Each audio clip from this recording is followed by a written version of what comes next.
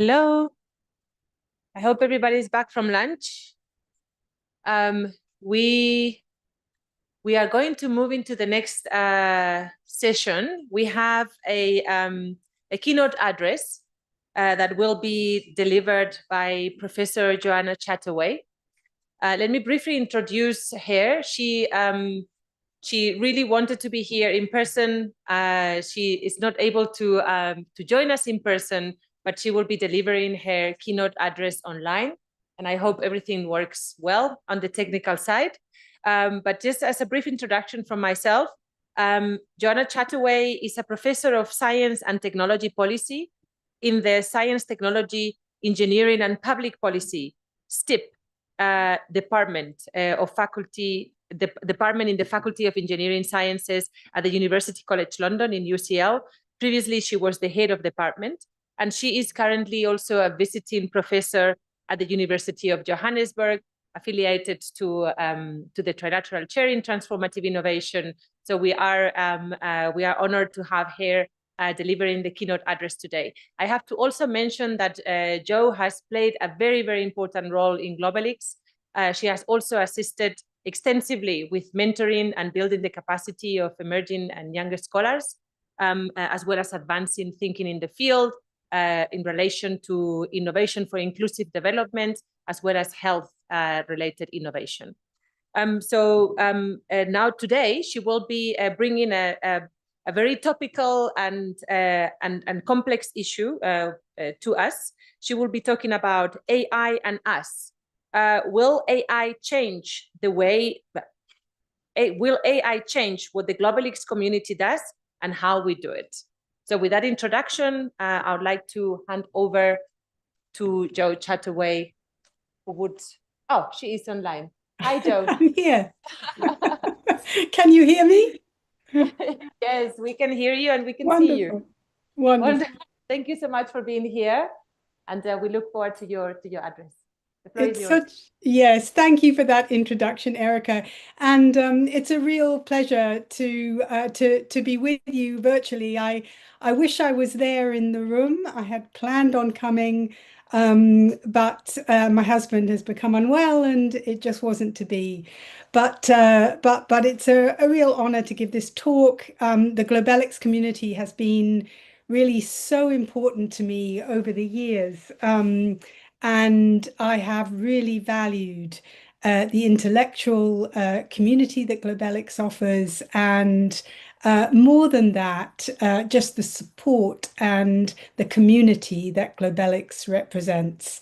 So enjoy. As Erica said, I'm going to talk to you about AI today, and I'm just going to share some slides. There we go. Can you see that? I'm hoping you can. Unfortunately, these slides are not moving forward. There we go. So the first thing to say is I'm offering this talk not as an AI expert. I am certainly not an expert in the technology, but neither am I an expert in the social sciences of AI. So I offer this talk more as a sort of evidence-based think piece rather than an in-depth research-based presentation. And my hope really is in doing that just to open up a conversation rather than come with firm conclusions which are based on extensive research in a particular topic. If the talk has an ambition, it's this, and it's to go beyond what will AI do to us, and for us to think about AI and our engagement with it as a dynamic process more than as a fait accompli of the technology. So just, as a prelude to the talk, really, let's think a bit about AI and our community. We're a community, of course, that's concerned with knowledge, skills, innovation and development. And so AI it feels strangely personal because of course what AI does is represent a new way of generating and diffusing knowledge, and it will become increasingly important in terms of innovation and development. So I think we're kind of closely aligned to it. And not only will it change the world that we observe and that we research, but I think it'll change the way that we do things. Obviously, it will. It already is doing that. And it's often that AI is sort of presented as this force, as I said, that we have no agency over. It's important that we, as the Globelics community, which is so good at taking innovation apart and really asking difficult questions about the innovation itself and the processes involved in successful innovation, who's benefiting, who's not, how we get the innovation systems to function and how we research those. That's what the Globelics community does, and I think that's what you in the room are all good at. And I'd suggest that as AI sort of takes root in various innovation systems, we'll need to focus over the years that come to apply our skills to revise and develop the tools that we have used in other areas to critically examine AI innovation trajectories. This is what I'm not going to do. This is a lovely headline taken from the FT recently. AI could end scarcity, end humanity, or boost trend growth by 0.2 percentage points. So speculation about AI is, of course, rife and all over the place. And I'm not going to engage with that. I'm not going to speculate about the kind of final big impact of AI. I'm looking more at the ways in which AI is being thought about and used rather than its eventual sort of macro impact. The last part of the talk is a little more speculative, but not with regards to economic impact. So what's the talk going to cover? I'm first going to look at AI, and I see we've got a version of the slides, which isn't the latest version. Anyway, I'm going to look at AI as a sort of global phenomenon, and just try and get beyond a bit the analysis of which says that the US and China is dominant, and that precludes anything else that we should be looking at. And then I'm going to look at what do we need to be examining, and do our conceptual frameworks that we use in Globelics hold. And finally, I'm going to look at, will AI change the way we do research and train researchers? And if so, how is that likely to happen?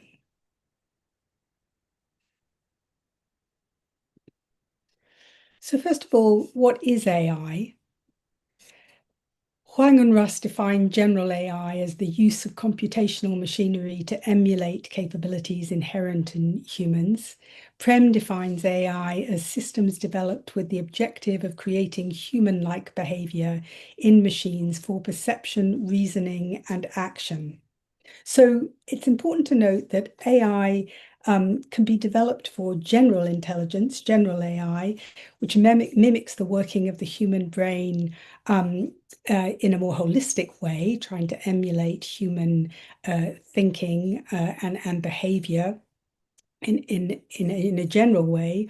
Or, of course, AI can be used for more narrow, dedicated tasks, discrete analytical tasks in clinical trials, for example. In both cases, it's operating on the basis of mimicking and, in some respects, going beyond human intelligence. So if that's AI, who are we? Well, we're a worldwide open, and this is on the website, by the way, I got this from the website. We're a worldwide open and diverse community of scholars working on innovation and competence building in the context of economic, and I added in social development, because clearly we're a broad church in terms of the community that we constitute, and we look at things from economic and social perspectives. Our major purpose: to contribute to academic knowledge creation and exchange in the field of innovation and development. So who are we in relation to AI? Well, AI is evolving very fast. It's being developed and deployed in a way that often, as I've said, implies a sort of natural trajectory of the technology and an automatic benefit, if you're of that inclination, or damage to humankind. And Globelics, I think, will question this. What actually are the benefits and the damage or problems that AI is causing, and to whom? I want to just read out a quote from Darren Asimoglu, who says, AI researchers need to recognize that every choice they make has social and ethical consequences. As in many other things, there may not be an absolute right and an absolute wrong, but choices have consequences, some good, some bad, and some very bad indeed. And I think what Globelics can do is to help define what those consequences are. So there's that quote. We're now going on to look at AI as a global, more global phenomenon, and the talk will think about particularly what's going on in Africa. We're in South Africa, and I'm going to focus on Africa here. AI is, of course, global, but it's also local. And because any global phenomenon is actually, as experienced, a local phenomenon. So it's important to think about AI in terms of different geographies. And as I said, I'm going to focus here more on Africa, although, of course, AI is playing out in terms of impact, innovation and development issues in all parts of the world. So the first question is that I'm going to ask is where's the innovation? And if we're going to get beyond US and China, we do unfortunately have to acknowledge that that there is a dominance there.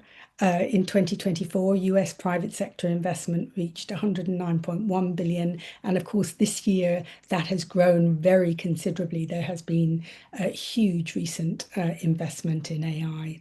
In 2025, 100 firms, mainly located in the US and China, account for about 40% of corporate spending. And the market values of Apple, Nvidia, and Microsoft are each equivalent to or exceed Africa's GDP. That's quite astonishing, isn't it? So each of those companies has a market value which is equivalent to or exceeds Africa's GDP. Microsoft is valued currently at about 3.51 trillion. And Africa's projected GDP for 2025 is about 2.8 trillion.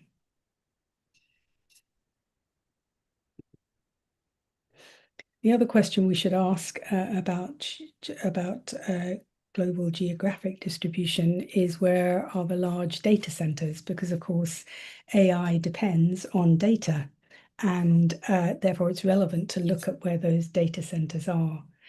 And here the US has, again, is dominant. The US has nearly half of the world's capacity, and it remains a sort of data center heartland, with Northern Virginia leading globally. Europe has leading hubs with significant investment, and Asia and China, Asia Pacific and China, there's massive growth in Inner Mongolia, Singapore, Tokyo, and Sydney. All of those have very significant data center capabilities. And this slide is just a bit more detail there And I included it because the list of providers is interesting, and all US and Chinese. But Sub-Saharan does have some large data center capacity. South Africa is the leading data center market on the continent by both capacity and number of international operators. Johannesburg has Africa's largest facilities and supports hyperscale cloud by AWS and Microsoft. Africa's data center overall is growing with 223 facilities across 38 countries. More than half of the continent's capacity is still concentrated in South Africa, but Kenya and Nigeria have growing data center capacity as well. And actually, the distribution of data centers across sub-Saharan Africa is sort of, it's not all concentrated in those three operators. There is a more not an even distribution, but a distribution. I should warn just about the figures too on this, because there's a difference between large data center capacity and hyperscale capacity, and the figures are quite hard to reconcile when you begin to try and break down what's going on where. So it's quite, it's a fast evolving picture, but that's where the capacity is overall. Concentrated at the moment. South Africa, Kenya, and Nigeria seem to be the leaders. A question that I was asking when I started to think about this talk and to think about this issue of data centers is, well, does proximity matter? And yes, I think it probably does matter for various reasons. Speed. Data centers are closer to end users. That reduces travel time for the data, resulting in lower latency and faster access to cloud services, websites, and applications. And so that's crucial for real-time applications like video streaming, gaming, financial services. Connectivity. Major data center hubs are often situated near points of high network connectivity, such as undersea cable landings and internet exchange points. So there's a whole infrastructure reason that proximity is important. The proximity ensures faster and more reliable global data flows. Economic benefit: data centers can drive local economic growth. They can create jobs and attract tech-focused investment. Governments and regions may offer incentives, tax breaks, infrastructure, subsidized energy to attract large and hyperscale data center developments. But there's another reason that proximity matters. And that is to do with language. Of course, AI reflects the data that gets put into these data centers and that is fed in to AI systems. And it's unlikely that data centers in Northern Virginia are going to concentrate on data in local languages in different nations in Africa. It's not a guarantee that having local data centers will do that either, but the likelihood is greater. So that issue of kind of, national sovereignty of knowledge almost is an important one when we're thinking about data centers. The other question we could ask is, where are the strategies? And strategies are important because, of course, the public sector plays and will play a really important role in guiding the way that AI trajectories work in different geographies. So looking at who has the strategies and what those strategies are about is quite important. This data you'll see is based on 2023 data, 2017 to 2023, and shows that LDCs in particular are lagging behind quite a bit. But the picture has evolved fast, and there has been recent significant change in this graph. I think if it was done now, it would look different. The African Union has an AI strategy, and its visions and principles are very interesting. In its words, it's people-centric and development-driven. The strategy aims to use AI to meet Africa's development goals, centering innovation on the needs of African people and communities.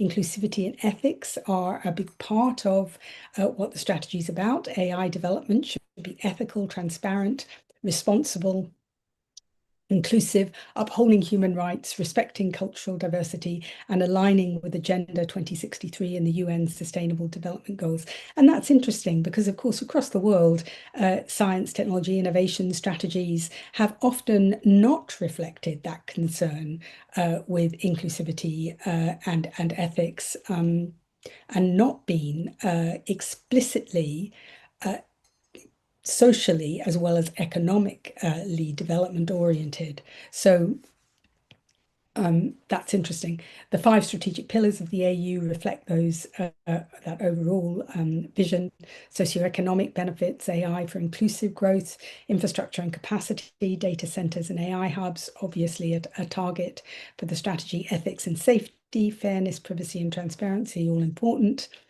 Investment in innovation, priority given to supporting startups and pursuing research, and of course, regional cooperation. An effort which is embedded into the strategy will be on harmonizing laws and enabling collaboration. The key outcomes expected by 2030, all 55 AU countries to have AU strategies, at least 10 regional AI hubs built, a 30% increase in AI trained professionals, unified regulatory and ethical frameworks established, and Africa becomes an AI contributor as well as a consumer. In terms of looking at where these ambitions are at the moment, it's a bit hard to get the data, but I think about 15 countries, AU countries, have AI strategies at the moment, maybe more. And the AI hub that is very active, the most active, is in Rwanda. And Rwanda, the Rwanda Regional AI Hub has been attracting funding and developing various projects. That overall orientation of people-centered development, the language around inclusive innovation is embedded in the national strategies which have been developed, which I've looked at as well. South Africa has a formal national AI strategy in place, and that follows the release of the National AI Policy Framework in October 2024. There was large-scale consultation about the strategy. The framework sets out the government's vision, priorities, and intentions for AI development and deployment across key sectors, and emphasizes ethics, social equity, and upskilling.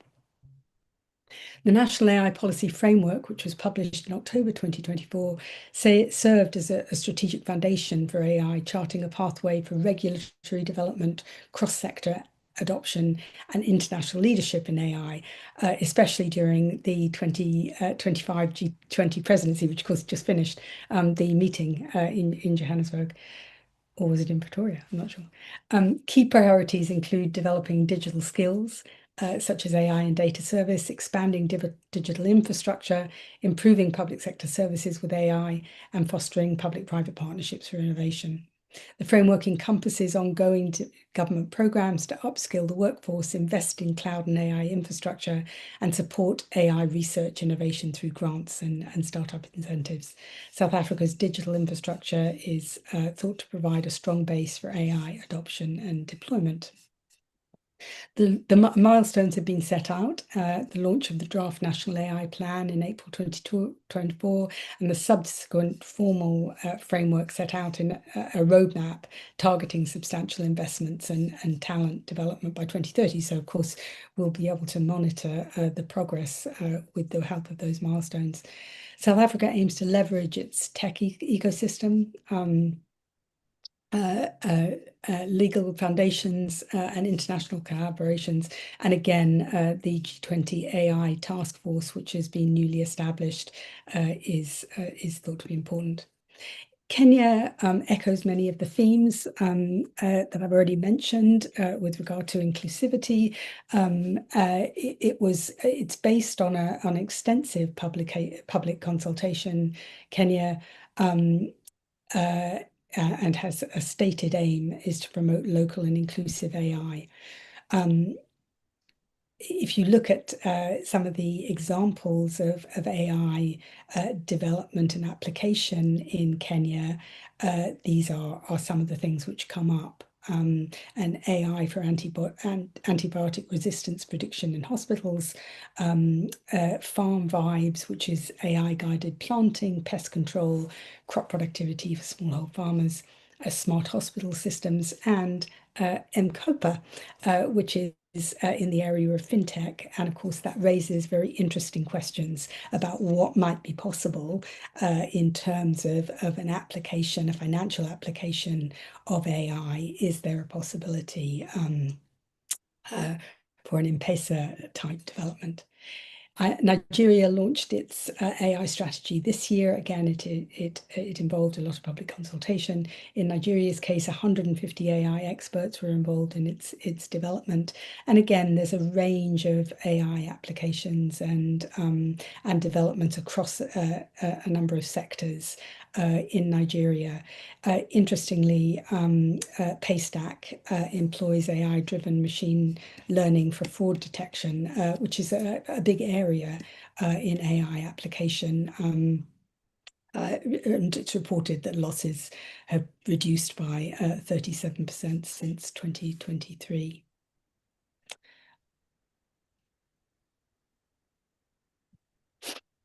I want to talk just briefly about an AI system that was developed in Rwanda called Babel Rwanda. It's not running now. It finished in 2023, but it was interesting. Babel was a public-private partnership between the Rwandan Ministry of Health and Babylon Health, which was UK-based, launched in 2016 and formalized under a 10-year national contract to deliver digital health care services. It ended in 2023. It continues in some form, but it's unclear to me what that form is. Users registered through their phone. They booked appointments and received AI-assisted triage, lab test orders, prescriptions, and digital referrals. Records were stored in electronic or medical records for continuity of care. That's important.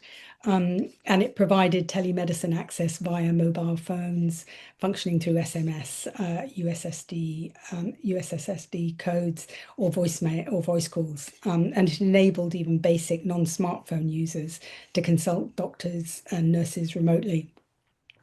One of the very important things about Babel Rwanda, I think, was that it was integrated in terms of health insurance systems. So it was covering a large proportion of citizens and allowing payments via mobile money. It was seen as successful by in terms of those kind of evaluations that were done, and there was not a full-scale independent evaluation, but there were various reports and observations of the scheme. It reportedly had widely expanded healthcare access in Rwanda, over 2 million registered users and 1.2 million consultations completed, accounting for a large share of Rwanda's adult population. It reduced pressure on health centres and helped address Rwanda's severe doctor shortage. The approach was inclusive in design, functioning on simple mobile devices, and it aligned with Rwanda's Smart Rwanda strategy for digital transformation and universal healthcare access. AI-driven triage has apparently improved efficiency and quality of consultations, ensured faster diagnosis, and reduced hospital visits. What were some of the challenges? There were still some digital literacy barriers, with some rural citizens struggling to apparently understand or trust remote consultations. There were infrastructure limits, and some populations elderly illiterate or those without phones remained apparently excluded despite the program's reach. And of course, the big one, which was dependence on a private partner, which collapsed. And in the end, Babylon's financial instability was the downfall.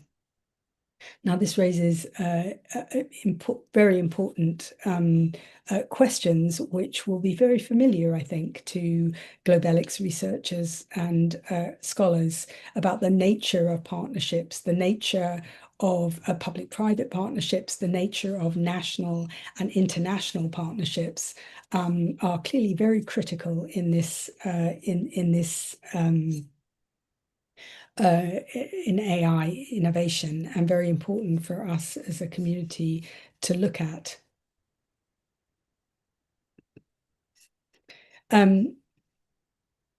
Current research on factors, more broadly looking at current research on factors impacting AI innovation in health, include the following. And this research is based on several studies, importantly a study by Moore and Mugwagwa, which looked at pilot projects in AI and healthcare. And what they identified was gaps in regulation and ethics were a real problem. So uncertainty about regulatory and ethical codes was inhibiting progress in developing AI innovation in health. Now, again, that is a theme that will be familiar, I think, to the Globelics community and Globelics scholars. Agreement about how to validate data analysis, perhaps unsurprisingly, but there was a significant disagreement in many of the pilots about how to validate the AI-generated data and analysis and the degree to which human validation was necessary. The extent to which facilitating mechanisms and institutions existed. So if we could see in Rwanda that integration into the health insurance scheme was important and could be considered a facilitating mechanism for sure. And in other contexts where that was lacking, and that issue of integrating into predominant health care services in the country was an issue. It inhibited AI innovation. User-centered design wasn't always present. Adoption and scale. Language was a particular issue. Maintenance and updating AI systems are more complicated to update than chatbots, and that was an issue. Learning amongst and between professional and technical staff was also an issue. User center, in terms of kind of thinking about strategies for successful AI integration, this issue of user-centered design becomes important. Involving end users in design was shown to enhance usability and foster greater acceptance of AI technologies in healthcare. Building partnerships, again, that's really important. Collaborating with local stakeholders, building trust, and can streamline the implementation of healthcare within systems. Continuous monitoring was also thought to be important. One of the interesting things, I think, which came out of the study was, although trust is mentioned here and was a factor, it was noted more concern about the regulatory frameworks and the ethical frameworks that were developed rather than trust of the AI system itself, the AI generated data. So that's interesting and potentially important. Let me just speak briefly about precision agriculture. These are the opportunities. Precision agriculture is often mentioned as a significant opportunity in sub-Saharan Africa, and this is why. Potentially increased productivity and efficiency. Precision agriculture enables site-specific management of crops and inputs, fertilizers, water, seeds, improving yields while reducing waste and environmental impact. employment and entrepreneurship, potential for new jobs and good jobs in agriculture, data-driven decision-making, tools using AI, GIS, and remote sensing offer farmers timely data, potentially on soil health, crop condition, and weather patterns, and that promotes resilience to climate change. Access to global markets important in terms of traceability and quality control via precision agricultural technologies that help small farmers meet export standards and attract investment. What are some of the constraints? And this data was on that I'm using to discuss precision agriculture came from a couple of studies, a few studies, importantly a paper by Ngoxamalo, and apologies for the pronunciation, and Chauke and others. They conducted their research primarily in South Africa, and were focusing on smallholder farmers. So the constraints they and others have noticed and noted in precision agriculture are the high initial capital costs. So of course, equipment like drones, sensor and analytical tools remain unaffordable for most smallholders without subsidies or credit access. Again, that issue of kind of system integration in terms of financial mechanisms to enable uptake being important there. Digital infrastructure gaps, unreliable internet connectivity, and limited rural electrification were seen to constrain data transmission and technology use. Low digital literacy was also a factor in some cases. Fragmented land holdings meant that economies of scale were in some cases difficult to achieve. Limited financial access again, lack of rural credit facilities, and so on. Weak institutional coordination, policy fragmentation, insufficient cooperation among research, government and private actors, slow technology development and deployment and knowledge sharing, and data privacy and ownership concerns also were apparent. So all of that list of constraints, again, will be very familiar, I think, to the Globelics community and Globelics researchers as factors which can severely constrain innovation. So the next thing I want to do is to move on to the section of the talk which looks at those questions of what we need to be examining as a community, and do our conceptual frameworks hold. And I think you'll gather from what I've said so far that I think in terms of the kind of framing of research that we might do on AI, the tools that we have used traditionally as a Globelics community and the frameworks that we use, which are largely rooted in innovation systems thinking, apply here. There's nothing to suggest that that's irrelevant. So a future research agenda might look something like this: governance, regulation, and ethics being important factors to look at, organizational and institutional constellations, partnerships, experiments, networks, public-private, user-producer relationships, all important. A fit with industrial education policy and sector policies, all important. Cultural and linguistic relevance, those are factors which will be very significant in terms of the way that AI does and doesn't roll out, and who's included and who's not. So those questions that we ask as a community are very relevant here. And finance, access to finance and the type of finance that's available for AI innovation also being very significant. I do, though, think there's one area where our conceptual thinking, we might need to evolve and we might need to think again. Of course, learning is a core concept in innovation systems literature and a core aspect of what we look at as a community. How does learning happen? how do innovators, public and private, learn about new technologies and begin to be able to use them is critical.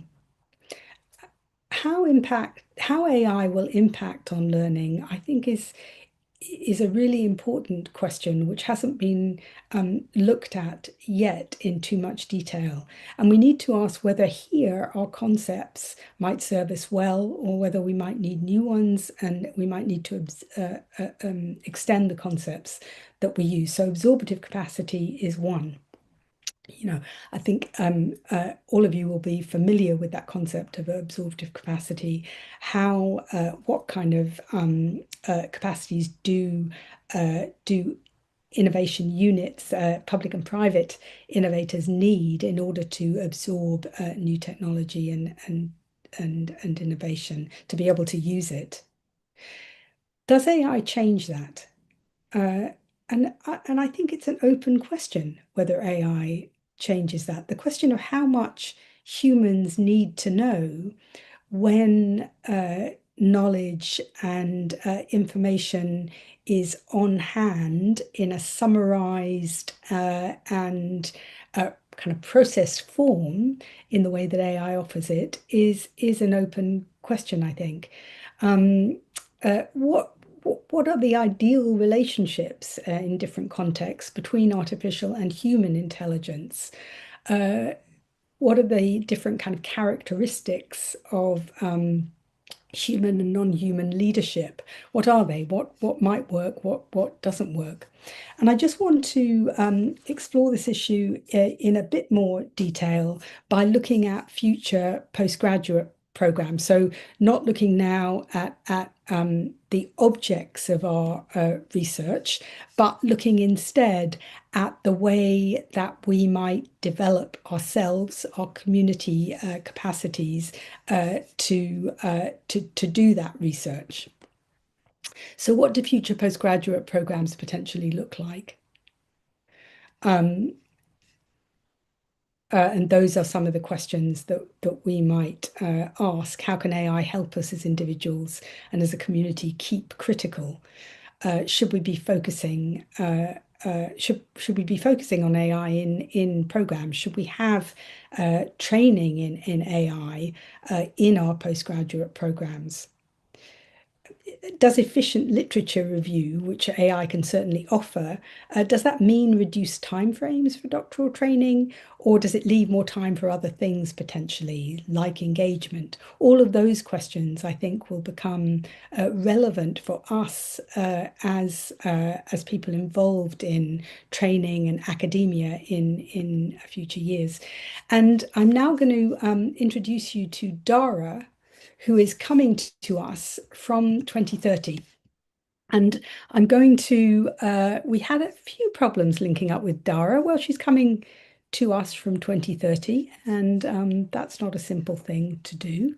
But I'm going to try and hook you up with her right now.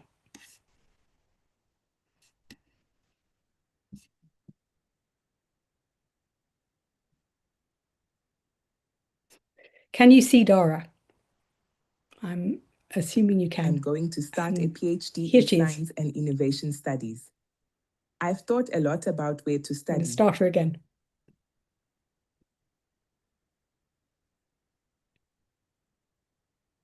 Oh no, I shouldn't have done that.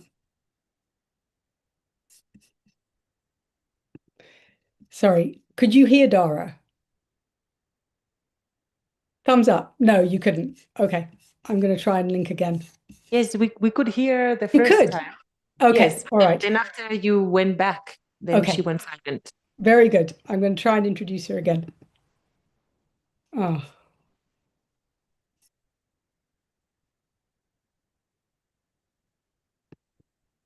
You can't hear her now, huh? No, we can't.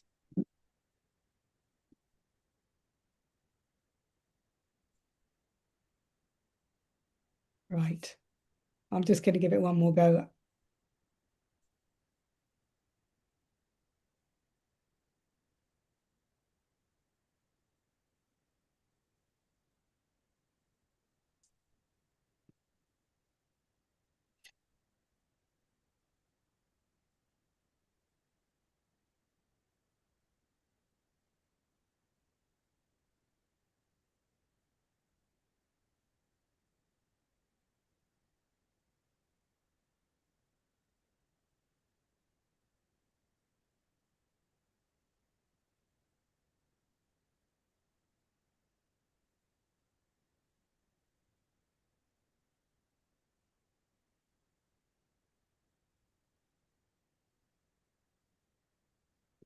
Hi, my name is Dara, and I'm really happy to be talking to you today.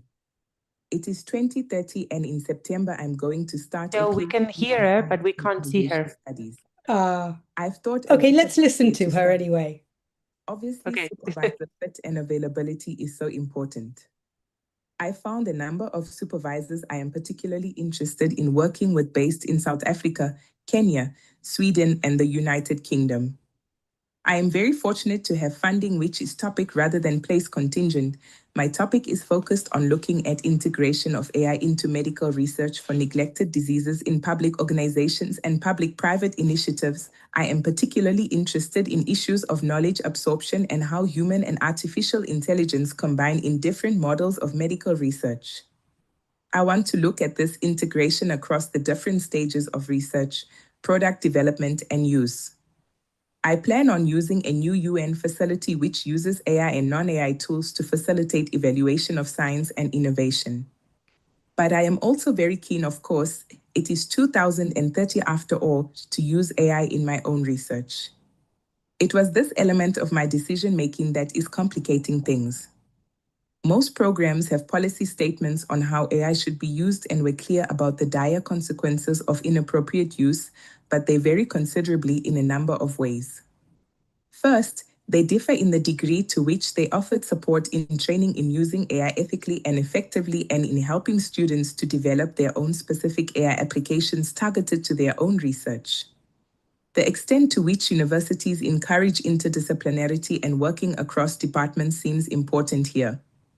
Second, some departments and universities have carefully thought through approaches to helping students figure out which AI literature review tools are helpful and which are not. Some universities only endorse certain AI tools which are proven to encourage source and citation transparency and accuracy. These universities also tend to design upgrade processes which make sure the student has really absorbed and understood empirical data and theoretical approaches in a way that truly enable them to design solid research strategies. Questions of how knowledge is absorbed and to what extent humans need to absorb detail directly is relevant to the topic of my PhD, but also to my own personal development as a researcher. I am familiar with research that began to emerge from US and Australian universities as far back as 2025 that, crudely put, suggested we can become more stupid rather than wise and able to use judgment if we use AI to summarize everything and simply supply us with information-based answers rather than using it to help us think critically. And I know from my own experience how easy it is to ask AI to do things for you, but how superficial the learning can be when you do that. Australia, which has since 2024 been developing national evidence-based guidance for universities, is particularly good at this. In other places, policies tend to be university and department-based. The picture is fragmented and it's hard to figure out what is being offered and why. For knowledge-based institutions, universities can be very opaque about their own approaches and the evidence that informs them. The more transparent and thoughtful programs and universities are very appealing. Third, I have to consider timelines. Some universities have reduced their estimates on how long it should take a student to complete doctoral work to 2 years in the UK and 4 years in the US. But I had to weigh this against the first two considerations I've spoken about and how the PhD programs are viewed by future employers. It is 2030, doctoral training is changing and I haven't made a firm decision yet. Any thoughts? So that's Dara. And I'm sorry you couldn't see her. She's very lovely. But clearly she has some dilemmas in choosing the doctoral training program that's right for her. And those dilemmas are to some extent based on how different programs are thinking about AI, the kind of training that they offer in AI, and how they're structuring their research degree programs around use of AI. So I think we're in a really interesting moment with regard to all of those issues. And that question of how best to combine artificial and human intelligence will be important for us, not only in terms of looking at the innovators that we research and the innovation systems that we're looking at, but also in how we think about developing ourselves and what works and what doesn't. In terms of developing the researchers that will populate our community in the future and conduct these studies. So big questions, I think, for those of us engaged in thinking about running postgraduate programs in the future. And as Dara said, departments and universities who think this through carefully are very appealing. The UN facility, our evaluation facility that Dara mentioned, is unfortunately made up. Which is a shame, because AI will enormously increase our capacities to evaluate in all sorts of areas, and a centralized facility that pulled together evaluation and evaluation-based data for us to use and for our students to use would be incredible, but doesn't exist yet.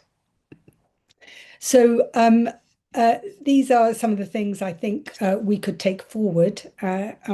We should deepen our understanding of interaction between human and artificial intelligence, and we should build on that understanding to think not only about the research, the questions that we ask, but about new program design and innovation in the way that we offer teaching and research programs. And Julius Mugwagwa, who I was talking to about this was his suggestion, that we talk about come from talking about AI and us to AI with us. And I will leave you with that thought from Julius, and hope we can have some discussion based on your questions. Thank you.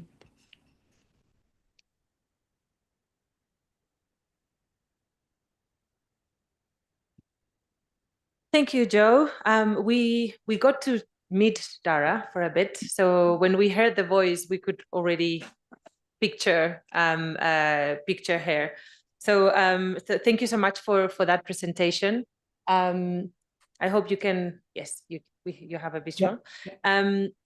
I think you've really laid out a whole range of issues that surround and are at the core of how AI is challenging the field of innovation and development from in so many angles. You've presented the geopolitical dynamics of AI, the sectoral implications, and the way we look at sectors like health and agriculture, how we understand core concepts of innovation systems in the literature, such as learning. How does AI change that? The relationship of AI technologies and research in terms of methods. How is it pushing us to reconsider our methods and how we learn and how we trained, the ethical considerations, but also the relationship of these technologies with us as researchers, as humans, and how are we delineating the boundaries of things that we traditionally considered as human, such as learning. So it's not only the concept of learning, it's also the practice of learning, and how do we relate to learning processes as humans, and what is almost like challenging our own conception of humanity and what it means in the way we do things and how we look at things. So it's a whole range of issues that you've presented to us that give us a lot of food for thought, and I hope that we can go in depth through the questions and feedback from the audience. I will take questions in threes or so. Maybe we can take sets of 3 questions, 2 or 3 questions, and then I will hand over to you to respond or to give your reflections on those. Thank you so much, Jo. I think we can we give a round of applause? Another one, please.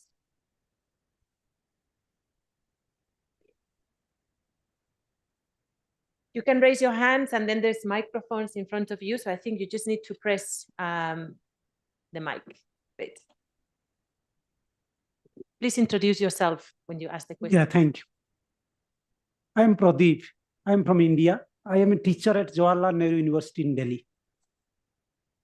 This was fantastic. So thank you for that. My concern is about the age-appropriate AI. How will appropriate this with age? Because now smaller kids are also using a lot this artificial intelligence in school level. And being a parent of 12 years old boy, so I'm more concerned actually how I will get convinced to him or her. For me, it is a boy, so to him. How I will get into that, and what are the different concerns that are coming, and as a parent also, how are you actually approaching this problem? Because we don't have an age-appropriate AI, so anyone can use anything. That's the space that we are leading. So in that context, I want to know your opinion. Yeah, thank you. Thank you. Joe, were you able to hear that? I just want to test before we, okay. Yeah. I'll take another question.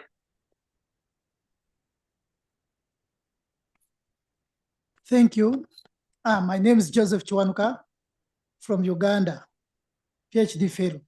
So mine is not a question, but mainly a comment, because when you look at AI uses algorithm, these large learning models, and they don't think like us, but they just recall from the information that they have been trained on, and they use probability. So by all means, the level at which their probability is satisfying cannot replace the human brains because they don't feel, they cannot contextualize. So I think we can use them as assistants, but the human touch must be there. Because I've tried to use those language models as a student, but still they give you vague answers. Even if you use those ones which are paid for, they give you vague answers. And when you try to contextualize them, the results are not clear. They don't bring out the meaning. So I learned that they are using probability in algorithms. Thank you. Thanks. I think that question was, can we call it intelligence? Right. Another question there, Veronica. Hello, this is Veronica Robert from Argentina, from UNSAM. Really nice to hear your lecture. Thank you very much. But you didn't say nothing about climate impacts of AI, the use of energy, and particularly the fact that the location of data centers in developed countries may be related to the use of cheap energy sources. So I would like to hear what you think about that. Great. I think we have a good set of 3 questions for this round, and then we'll do another one. Joe, would you like to respond? Yeah, sure. I can offer some thoughts. I think that question, the first question from our Indian colleague about age-appropriate AI, is a really interesting question, and of course, I don't think that concept of age-appropriate AI has been thought about very much.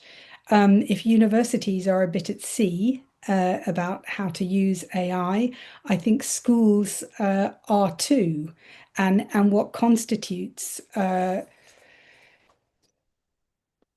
facilitated learning and what could help in terms of facilitating learning, and on the other hand, what will undermine learning, I think are open questions. I mean, one thing I didn't say in the talk, but one thing I think potentially is that we might need to pay much more attention to literature in psychology and cognition in innovation systems to tackle some of these questions that are coming at us. And certainly in the field of learning, that will be essential. There are some studies, though, as Dara actually indicated, which do indicate at university level that use of AI can lead to very shallow learning. And I imagine that those studies must be being rolled out in schools and with school-age children too, to try and determine the ways in which AI should not be used in pedagogy. So I haven't got much that's concrete to say about that, but I think you raised a really interesting question. The second question, which Erica reframed as, can we call it intelligence, about the contextual elements of kind of knowledge and insight, which AI does not seem to replicate. That's a really interesting question too. And of course, the issue there is it could be data. You know, once we begin to feed in new contextual data and more sophisticated types of data, will AI be able to extend the degree to which it can offer contextualized insights, or is it something in the kind of nature of the way AI thinks which limits it there? And one important concept, which of course we've used a lot in our community, is tacit knowledge. And you'll be familiar with Lundvall's distinction between STI and DUI, which is the importance of learning by doing and using is not something that's accessible to AI. So again, that issue of kind of how we combine artificial and human intelligence in innovation, I think will be really important. And the use of kind of human tacit knowledge and DUI learning as underpinning a holistic approach to learning, to innovating, will be really key there. Veronica, I think was your name, from Argentina, and you're absolutely right. I didn't say anything about climate impact, and I'm so glad you brought it up, because it's absolutely vital. These AI systems are hugely energy intensive, and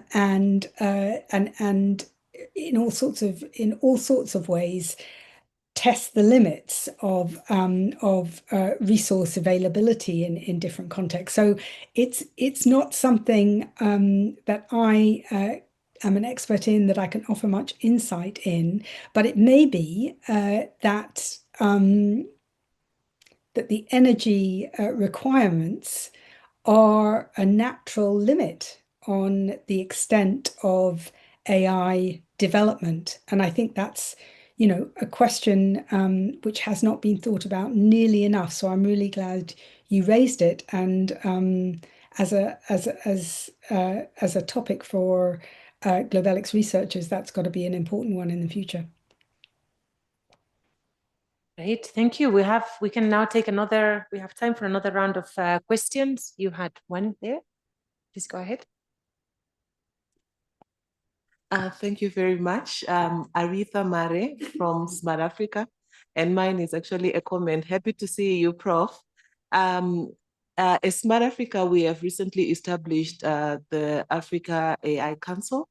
Yeah.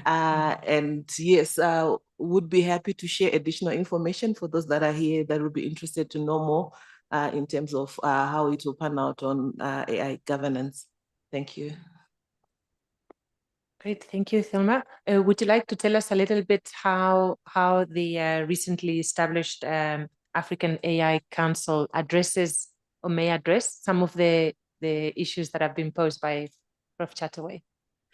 Yes, actually, I'm seeing an opportunity. We have different thematic areas under the overall AI stream, but I think in terms of how the implications on learning, it's actually an opportunity that we can try to plug in. So it's something that we'll be happy to explore further.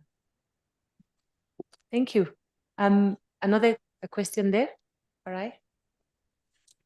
Thank you very much for that insightful presentation, Prof. Chataway. I'm interested to hear your thoughts on the idea that we often speak about training AI, but how about the view that AI is also training us, particularly here in the Global South, where we get to adopt AI that's trained on data obtained from the Global North and the areas that you highlighted in your presentation as being more concentrated in terms of data centers. So with us using such kind of AI, what do you think about the idea that we're being trained by AI to move more towards a northern conception of things and moving us away from our more local and cultural and otherwise traditional ways of thinking within the global South? I'd like to hear your thoughts on that. Thank you. Great. An introduction, Farai, would you say your name? Thank you, Prof. Erica. My name is Farai Guelo. I'm a postdoctoral research fellow in the Trilateral Chain Transformative Innovation at the University of Johannesburg. Thank you. Thank you. We can take one more question for this round. I see, yes, one hand there. Hi, thanks. It's a nice talk. I'm from India. I'm a faculty at Institute for Studies in Industrial Development. There is a question that how much humans need to know. The question itself is how much humans need to know of what? How much in what? The knowledge, it is unbounded. If we want to know 20%, 20% of what? In this interaction through AI and machines, the humans, machines are going to contribute much, but in the human era that now we are leading to, like science and everything is integrated, holistic approach we are entering into. Nelson Winter through evolutionary research, so many things are going to be connected. In this, AI is going to contribute much, but still the humans are going to lead this, or AI only is going to play a catalytic role, or AI is going to facilitate and process it more, and the knowledge creation is still with the hands of the humans. The humans only going to lead the knowledge spectrum. What is your thoughts on this? Thank you. And if I can add another question from my own, Joe, I know that you've done a lot of work on the nexus, the intersection between evidence and policy, and how particularly evidence emerging from research informs policy making, policy design, implementation, monitoring, and evaluation, the whole policy cycle. Now, if we're talking about, you presented us with the dilemmas and the situations, challenges and opportunities that emerge when researchers have larger access to AI tools, and what does it mean for the way in which we do research and so on.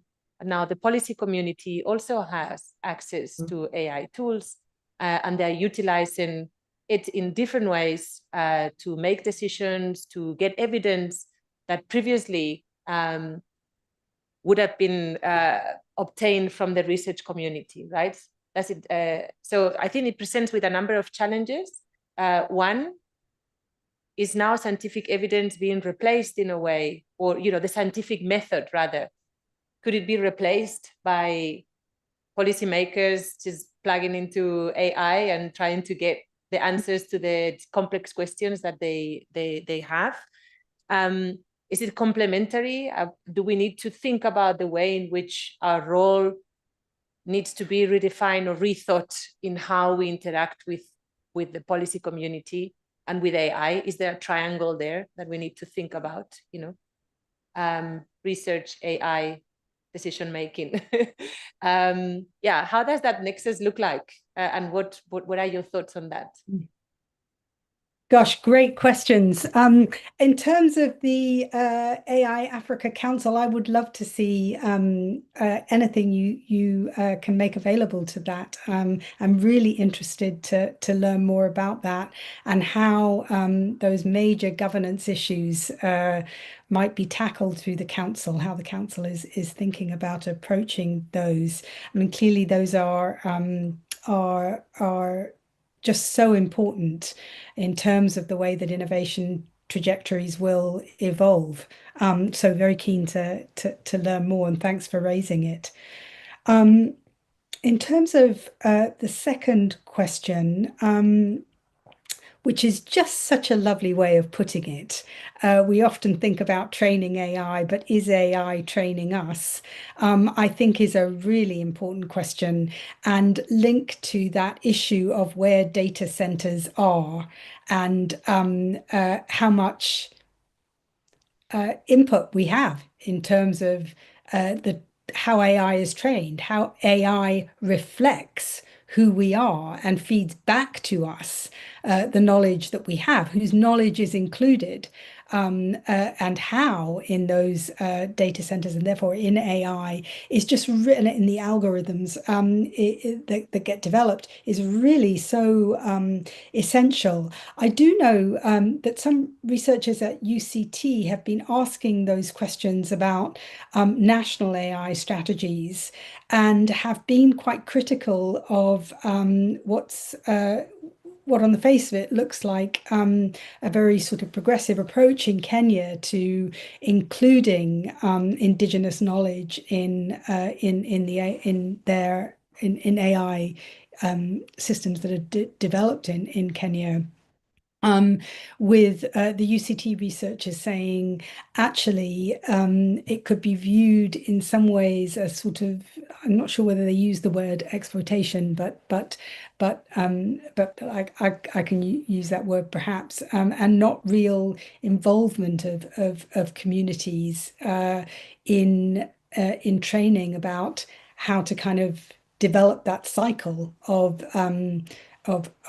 knowledge and data into AI and using AI for whatever purposes that they deem relevant. So I think that set of issues is really vital. And as you say, that the danger is that there's an homogenization of knowledge which comes to us through AI. And of course, there's a power dynamic involved in that homogenization.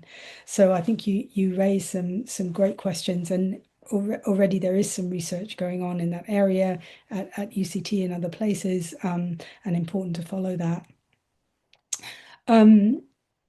How much do we need to know, and what is it that we need to know in what is a great question too. That third question, of course, knowledge and information is vast, and it seems to be the important question there is almost a kind of strategy of knowing, a strategy of kind of engagement with AI that becomes really important. So, I mean, if we think about sort of clinical trials, AI is used in multiple ways in clinical trials at the moment. It's used to reconcile, different data sets which feed into clinical trials, and to make sense of those. That's probably a really useful thing for AI to be able to do. And do researchers who are using the output of that need to know exactly the way AI is doing it? Someone does, but not all researchers. But on the other hand, there are a set of questions which might be, to do with who gets included in clinical trials, who makes decisions about which clinical trials come next, where we need to exactly know how AI is making those decisions and thinking if we leave it to AI, which I wouldn't recommend, but that so in some areas it seems to me it's absolutely vital that we who are using AI know more detail rather than less about how that intelligence is working, and in other areas maybe not so much. We need, maybe not so much is needed in terms of our ability to determine how to describe how AI is working. So I think you raise a whole set of really fascinating questions there, and important for us to get to grips with them and thinking about how that interaction happens in various ways at various stages of research and innovation. Oh, Erica, you raise such a good question there at the end too, because of course policymakers will be so tempted just to plug in a question to AI and use the answers that come out. As anyone who's and I suppose we all have used ChatGPT, it's opaque and it hallucinates. AI systems do hallucinate. They come up with bizarre kind of referencing and citations, and they make things up. So I think the dangers there are really obvious in terms of policymakers wanting to get stuff really quickly because they need to make decisions really quickly, and bypassing the systems which exist to ensure that the data and that the information, the knowledge that they're using is grounded in good methodology and is valid. So I do think there's a really interesting engagement which could happen between researchers and policymakers and AI systems, as you suggest, to think together about what works and what doesn't. I mean, there are also some, there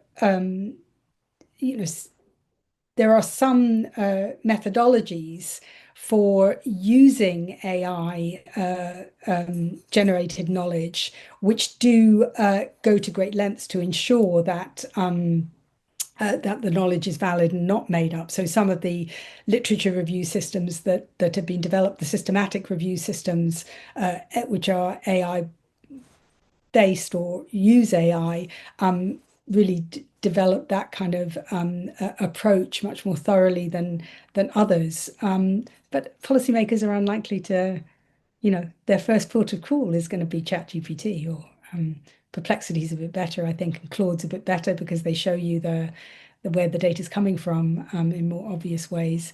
But yeah, the problems of hallucination, I think, still exist. So I do think that is a way that we as a community of policy engaged researchers might begin to think about what kind of discussions do we have with policymakers about that, and how do we together explore the dangers involved in relying totally on AI, general AI systems to supply the kind of evidence that policymakers think they need.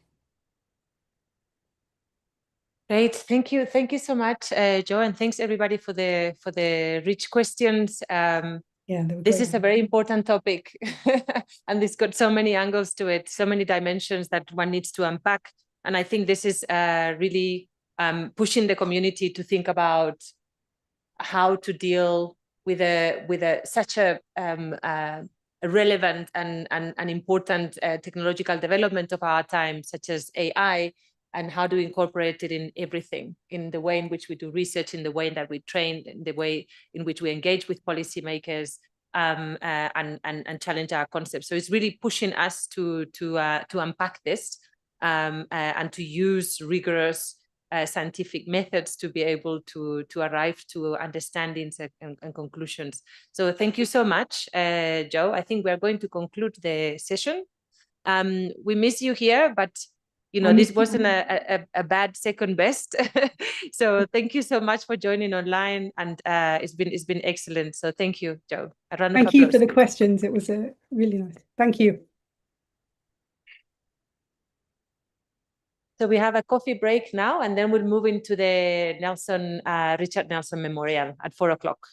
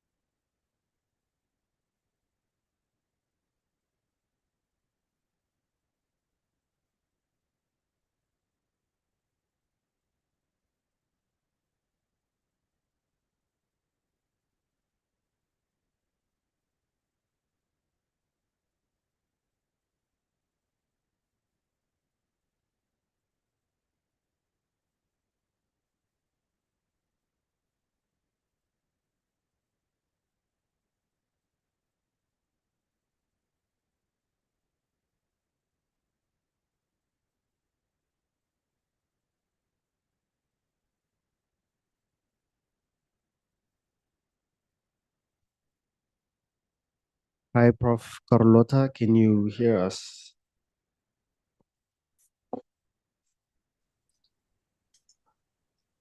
Yes, I can hear you. I hope you can hear me.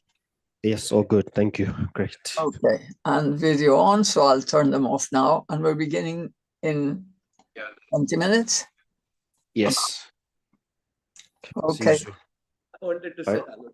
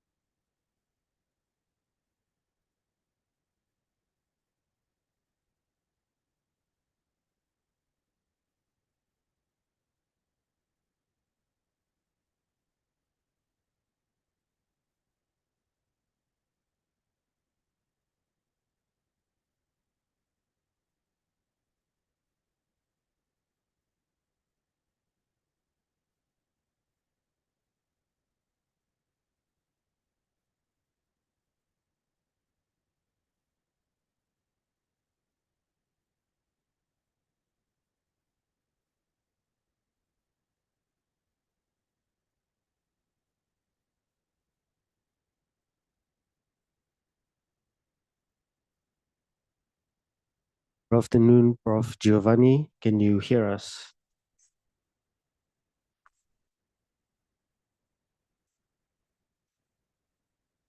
You cannot hear us. I can hear, but I cannot talk. Okay, great. No problem. Thank you so much. We'll see you soon.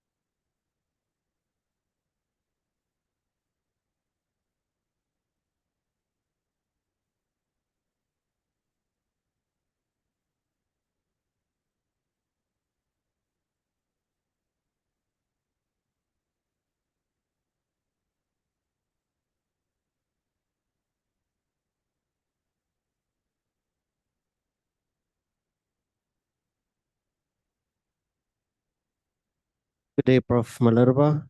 Please let me know if you can hear us. Yes, I can hear you. Do you hear me? Yes, all good. Thank you so much. Okay.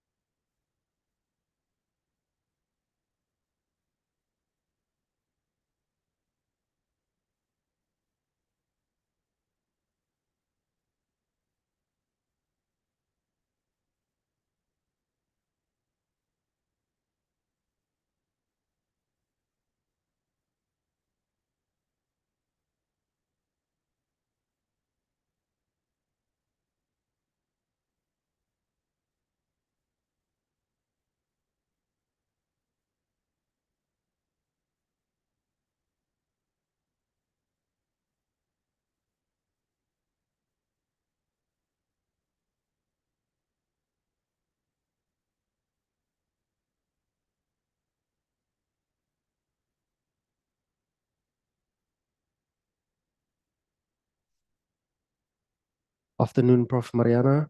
Please let me know if you can hear me. Yes, I can hear you. Do you hear me? Yes, so good. Thank you. Hi there, I can hear you too. Hi, Mariana. How are you? Good. Oh, where are you? Where am I? I'm in London. Oh, wow, because you are, I mean, I Ma have com'è to. che mi parli in inglese, Oh, Franco? ciao. Com'è che mi parli in inglese? Ciao No, sai, Marianna. Ciao. io ho rispetto per te, cioè so che sei internazionale, Vabbè. io sono un povero milanese. Come stai? Bene, sono appena tornata dal Brasile. Ma ti pensavo al G20, che è a Infatti, Johannesburg. esatto, bravo, dovevo andare dal Brasile a Santo Domingo e poi a Eh, Johannesburg e all'ultimo yes. momento ho detto era troppo, Ah, quindi ho ah. mandato i miei colleghi. Lo stesso per me, perché era un po' troppo anche per me, poi anch'io ma io ero convinto che tu andassi perché ho detto a lei Infatti. parlerà al G20, sarà lì e così, insomma. Tutto bene? Tutto bene, sì, però mi mancate. Ci manchi anche tu, eh? Mm, Devi venirci a trovare. infatti, ma a Fiorenzuola o a Milano? Magari anche a Pisa e a Fiorenzuola facciamo delle cose che però non si possono dire qui. C'è Giovanni, magari ci sentono tutti Ma in com'è che Olanda. Giovanni non è stato cancelled in tutti questi anni? È bravissimo. Non sono stato? Cancellato. Eh? No, ma già Giovanni sa benissimo come muoversi, Infatti. cioè è Oh shit, fantastico. guarda che mi stanno mandando messaggi, Vabbè, ci stanno vabbè. sentendo tutti. Ci Infatti, stanno sentendo tutti infatti, Lavinia mi dice, "Shh." infatti, e noi non siamo molto politically correct, quindi Esatto, gli infatti, ultimi sulla terra. infatti. Giovanni è venuto a trovarmi un paio di volte a New York a fare un paio di seminari a NYU e devo dire che è stato bravissimo tra il pre-seminario e during seminar, cioè proprio Mm. è stata una trasformazione incredibile. Ma sai Giovanni che io ti ho incontrato a NYU? Nel 91 ero lì in un classroom perché io stavo, non so, stavo facendo il PhD e mi hai detto di apply per la cosa a Vienna, mi ah sa. sì, sì, sì, E poi giusto. nel frattempo sono andati in Bocconi, Franco, con te, ti ricordi?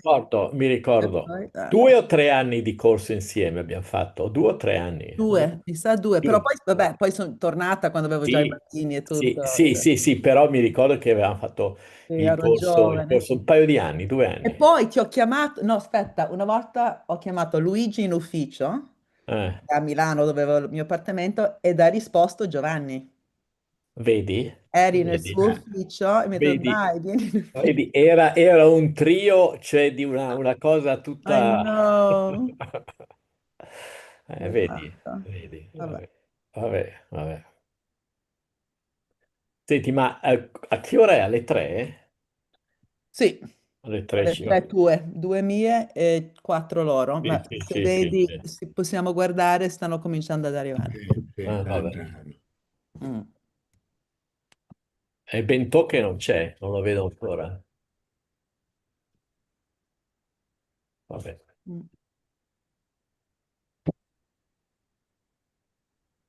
Ciao Carlotta. Ciao Carlotta. There she is. Mhm. Non- She's laughing at us.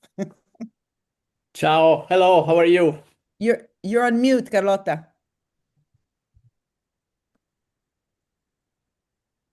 Okay.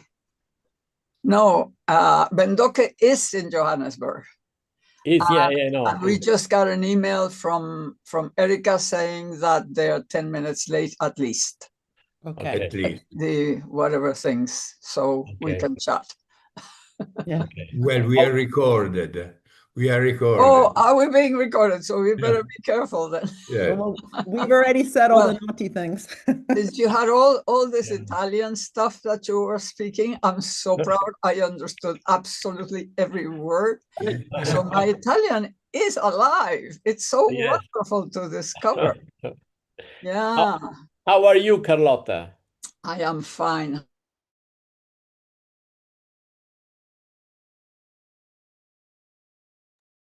They muted us. Unmute again. What happened? No, I think they wanted us to shut up, so they muted all of us. Because they heard the dirty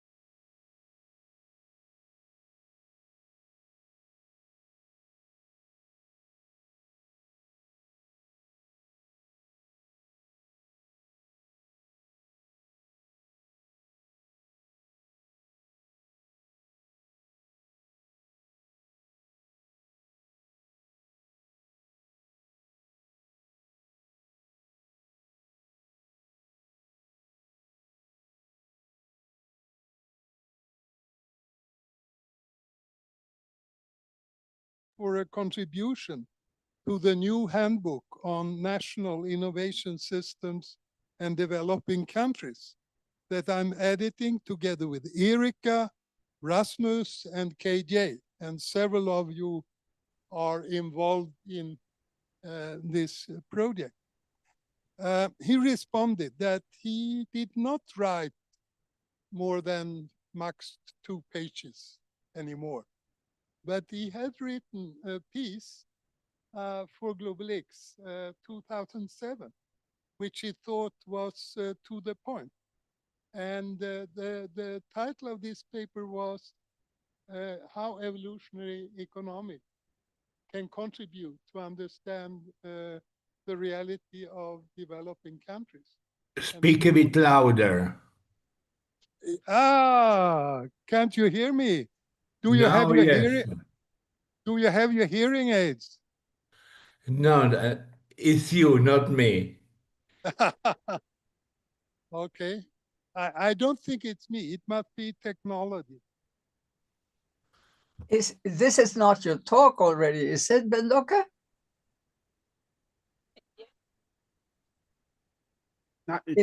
Is this your talk?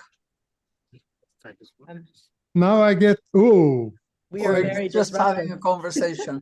I get another microphone. He's talking. Should I start by thanking you once again for your introductory conversation in Italian, which we enjoyed quite a lot in Pretoria.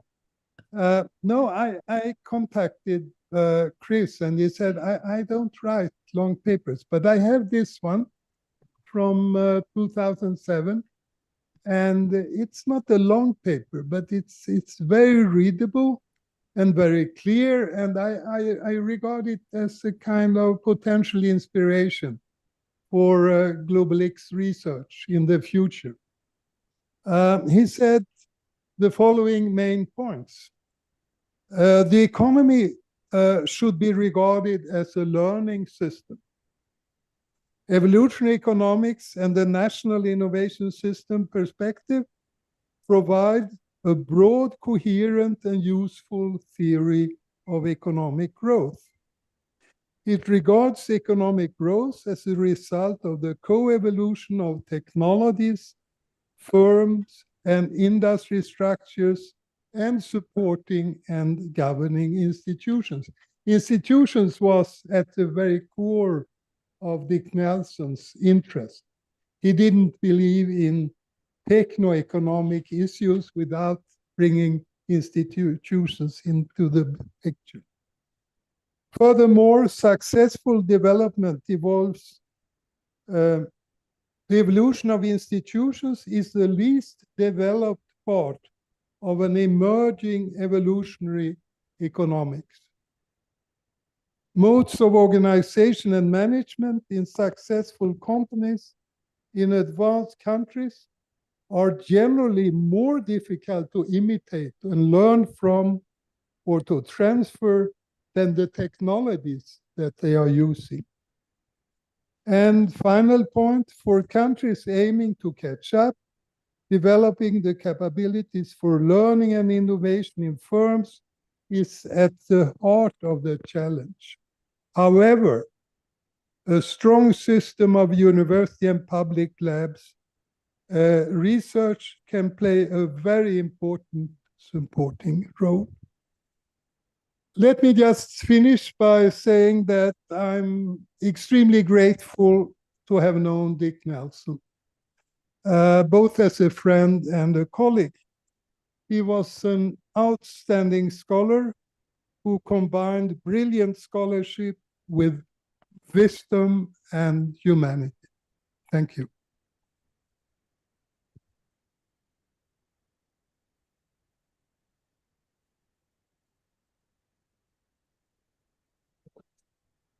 I think you can go ahead.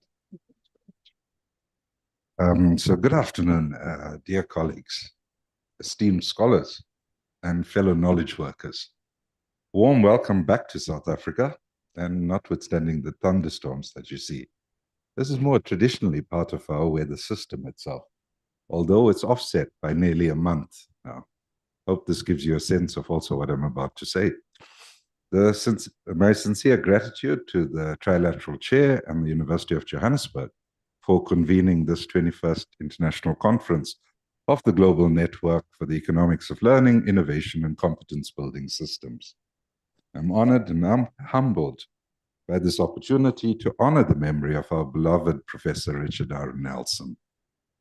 My own academic journey did not begin in innovation studies, but in the critique of political economy, grounded in a Marxist-Leninist praxis. I was also privileged to contribute in some small way to the transformation of South Africa's science and technology resources into the post-apartheid national system of innovation that has welcomed us all here today. Just over a quarter of a century ago, the CSR invested in building my capacity by sponsoring my MSc in Technical Change and Industrial Strategy at the University of Manchester's Press and the Center for Research into Innovation and Competitive Environments, CRIC. My choice was guided in going to Manchester by Engels' 1845 work, Conditions of the Working Class in England, by Prest's eminent scholarship on STI policy, and by the late, and also offset by a month, great neo-Schumpeterian scholar Stan Metcalf, who would later become my doctoral supervisor. Unfortunately, a profound setback at the end of 2001 saw the South African rand collapse against the pound sterling. It went up to almost 21 rand 50. For those that could appreciate what 2001 was, it meant I could no longer afford to remain in the UK. During the time, Stan Metcalf had recommended that I read The Moon and the Ghetto from the early 70s, which was authored by Dick Nelson. The text became my compass as I grappled with the painful paradox of trying to understand how the apartheid regime, which was governing over a crime against humanity, had nonetheless cultivated formidable scientific and technological competences. The apartheid regime had done so to sustain the profit-accumulating trajectory of racial capitalism, a system born in the late 19th century as settler colonialism transformed into the political economy of Southern Africa through the advent of commercial agriculture and mining industries. The Moon and the Ghetto therefore resonated deeply, and it opened my mind to the canonical work of Nelson and Winter, The Evolutionary Theory of Economic Change. This text would feature prominently in our domestic STI policy debates and praxis research. My subsequent encounters with Professor Nelson, whether in New York or more regularly at Globelics conferences, were always formative and a massive learning opportunity. I also vividly recall traveling with him on the New York City subway, an image that stays with me. For those of you that may know, I used to get onto a skateboard, but many decades ago. Yeah. And it always struck me how this steadfast man balanced himself while I struggled in this lurching carriageway, as it did the bumps in New York itself. That physical robustness mirrored the agility and strength of his intellectual praxis. Despite our clear ideological differences, I benefited immensely from his critical engagement and wise counsel. Professor Nelson, alongside colleagues in this Globelics community, spearheaded a core research initiative for Globelics on catching up. Our global collaboration compelled some of us to ask, catch up to what? We now understand more clearly than ever that converging GDP per capita with the quality of life in high-income countries is a perilous goal. As the Ecological Footprint Network warns, we would need 5.1 Earths, in other words, planets, if everyone lived like the average American. Prof. Nelson's prescient work on intellectual property rights and regimes remains critically urgent. We witnessed its necessity in the failure of the World Trade Organization to heed the pleadings of India and South Africa for free access to our global knowledge commons during a pandemic. When the COVID-19 virus threatened us, not as citizens of nations, but as a single species being.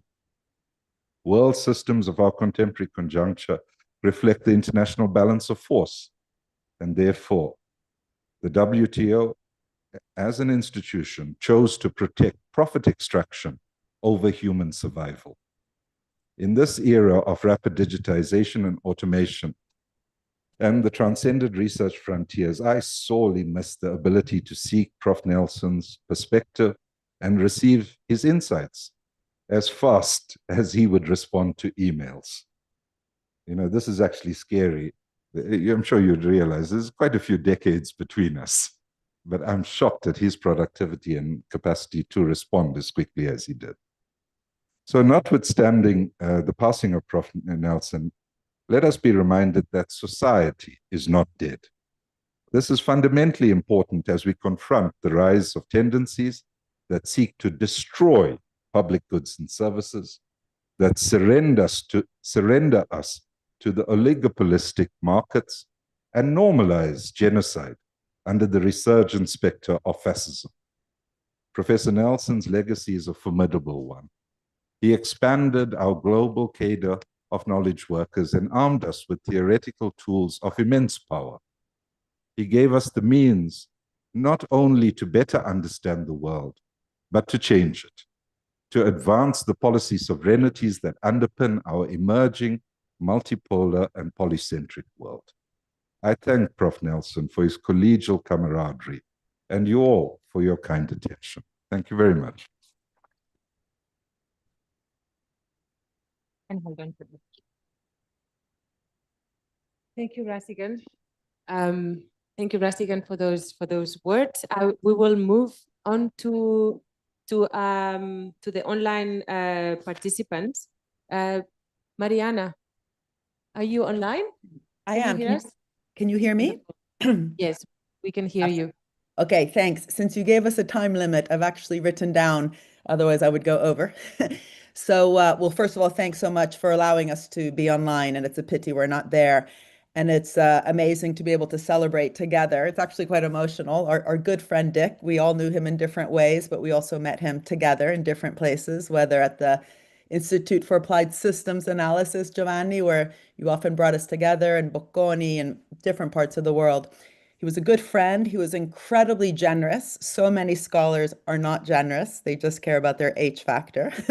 And he was one of the most cutting edge theorists, not only in evolutionary economics. This is something that's important to remember. He was also one of the best mainstream economists before he went to the heterodox. And that process, that cathartic process of knowing very well your enemy, needing to move on to a different theory of growth and theory of innovation, is what too many heterodox economists don't go through. It's too easy to jump the hoop and call yourself heterodox without necessarily really understanding that very problematic field that we call neoclassical economics. He was a real master of evolutionary theory. He was deeply grounded in the practice that connected it, because he believed that good theory has to learn from real world experience, evidence, which is different in different parts of the world. That's why Globelics is so important. He was a real believer in the texture of sectoral studies, and he called this process of learning from the ground appreciative theorizing. And many of us use that word, and it really became a hallmark of his intellectual contribution. Believe it or not, I even mentioned him when I met Pope Francis, and I'm not saying this to name drop, but one of the things that Pope Francis often talked about was this idea of the principle of subsidiarity, that our knowledge and our work has to be at the most local level. And I talked to him about how one of the biggest theorists in innovation and evolutionary economics thought about that. And we talked about that concept of appreciative theorizing. Anyway, the direction of the field of innovation studies, which brings all of us together, has been absolutely shaped by his work, which very much tackled the problems in neoclassical economics at its core. Not talking about market failures, not talking about system failures, but in a much more Polanyian kind of way, understanding the market itself as an endogenous result of how we structure these different systems, which evolve over time. and the idea of actually applying innovation systems and understanding the market and the economy as a system to contemporary challenges like health inequality, which he very much cared about, the climate crisis, the water crisis. They've all been really informed by his work. And of course, his work was so important about how the economic system actually evolves. And he shed light, I can still see him moving his hands, on the co-evolution of these two forces, how differences between firms or other actors arise, but then how the selection mechanisms, and I do this because he always did that, winnow in and respond to those differences, allowing some to grow and some not. And he always reminded us, of course, that selection processes are not about the survival of the fittest, because what counts as fitness depends on the context, on the institutions, on the phase of development, on the varieties of capitalism present in a country. And all these insights have incredibly influenced all of us. His contributions went, again, super deep, because he didn't stop at just saying the obvious, that the state matters, right? So his own contributions on state organizations really contributed to my own desire to rethink the state. In other words, to actually look at the capacities, the capabilities, the internal structures within our public organizations, which in an era where we've seen so much privatization, outsourcing, the rise of consultants within the state, this attention to the granular form of state actors and organizations matters more than ever. And his commitment to modeling, combined with his appreciation for careful, grounded case studies, resonates so much with the work we do at the Institute for Innovation and Public Purpose. So maybe I'll just end with that, just to say that my own kind of activity in setting up a whole research institute, which is now a full-blown department with its own training program, I think almost wouldn't have happened without the effect that Dick Nelson had on my own work and so many scholars. He was so generous. Every time, like as soon as I actually set up the Institute, he came. It was the first month it had just been set up, and we wanted to reflect together alongside others how the sustainable development goals themselves could be much more grounded, being put at the center of innovation policy. And we talked about the need for mission-oriented policies to do that. And he really launched the work that we ultimately now are doing, which is to take much more seriously those challenges, turning them into goals that can bring different sectors together. And just to say, I think he's a model for all of us. He listened, he had so much time for anyone at any part of the hierarchy. And it's a very different way to be a scholar, to listen, to give feedback, but also to constantly energize and to transform his own work. He was always, I think he sent us a working paper, a new working paper that was a revision of his one on markets, literally just months before passing away. And the fact that he even found the time to do that and was always asking for comments is just incredible. Thank you.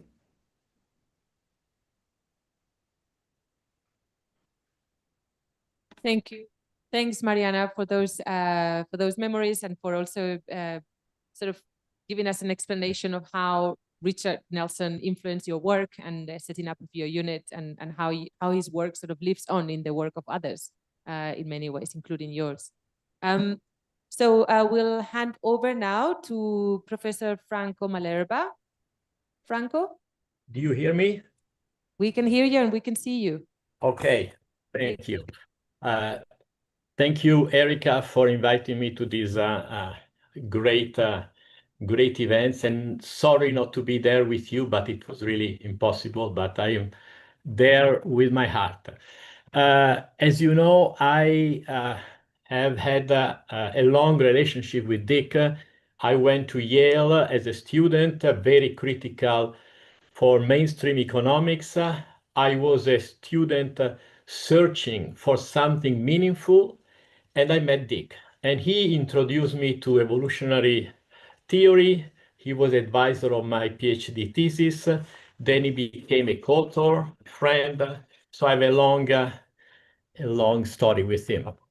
And just to take up what Mariana just said, he, as a person, as a mentor, he was a very unique person that should be an example for us and an example also for the young people. He was ready to listen, very approachable. I remember at Yale, he had always an open door for everybody who wanted to come in and talk. Students as well as young faculty, extremely generous with his time, giving a lot of feedbacks, was highly interactive with students and faculty, very open to ideas.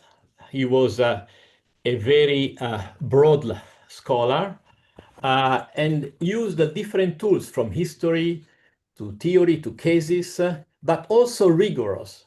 I remember he always said, I want to get things right. So, I mean, very kind, very social. So a very unique example also as a human being and as a mentor. I was just in the few minutes I have, just to mention 3 points, very short points about his scientific legacy. First of all, as mentioned by Bentocchi, Razigan, and Mariana, he broke away from mainstream economics and developed evolutionary economics. I don't want to enter this point that is common and well known by everybody, but my point is, in the 80s and 90s, he provided and proposed an original and unifying framework. Unifying means putting together the theory of the firm, the learning processes, the dynamics of the economy, evolutionary processes, variety, selection, retention. Anyway, so this unifying framework was extremely important for everybody. Putting a lot of emphasis on institutions, as Bentocchi mentioned, from the Moon and the Ghetto, 1977, a beautiful book that everybody still reads on society and tensions and so on. And he also put a lot of emphasis on economic development and catch up, as Razigan mentioned, as a process of learning, capability accumulation, institution buildings, and government policy support. So in a sense, he was a very broad scholar that gave a lot of contribution also to Globelics. Second point, and this is very important for the young scholars. He provided in his book 1982 and later a strong evolutionary methodology. What I mean with that? First of all, he said dynamic first, he and Sid Winter, and put a lot of emphasis on empirical analysis and on micro foundations, and where heterogeneity was at the base of the analysis. And basically he had a sequence going from empirical analysis, stylized facts, appreciative theory, and formal theory in that sequence, where empirical analysis comes first, appreciative theory explains what you have found empirically, and then formal theory eventually does something. In a sense, formal theory in Dick's work is a helpful servant for empirical and appreciative approaches. I think it's a very important lesson also for the young students that needs to start from case studies, empirical analysis, quantitative analysis, and then eventually move to theory to check for the consistency and completeness of appreciative theory. And so this is the second point. I conclude by saying that the later Dick Nelson had two pieces, probably the last two published pieces, and they were published in Industrial and Corporate Change. One is 2020 and the other in 2022. And that, in a sense, delineates the future challenges for evolutionary economists or Globelics and so on. One is a perspective on the evolution of evolutionary economics, and he said, well, demand has not been studied enough, services, non-profit sectors and government agencies, political processes needs to be coupled with market processes. But then he also says new links should be established with behavioral economics, institutional economics, and economic history.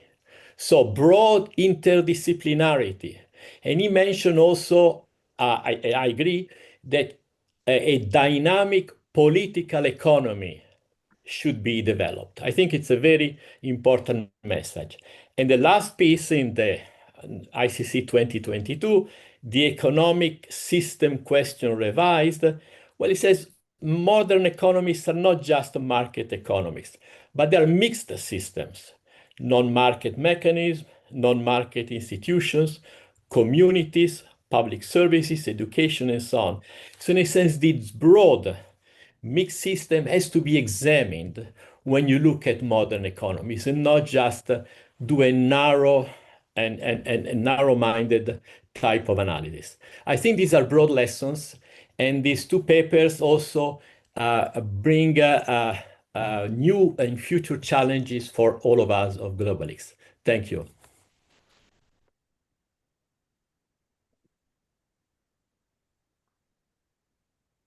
Thank you, Franco. Thank you, Franco. That was an excellent summary of some of the key contributions from Dick Nelson. We'll move on to Professor Giovanni Dossi. Can you hear us? Yes, I can. Great, and we can hear you.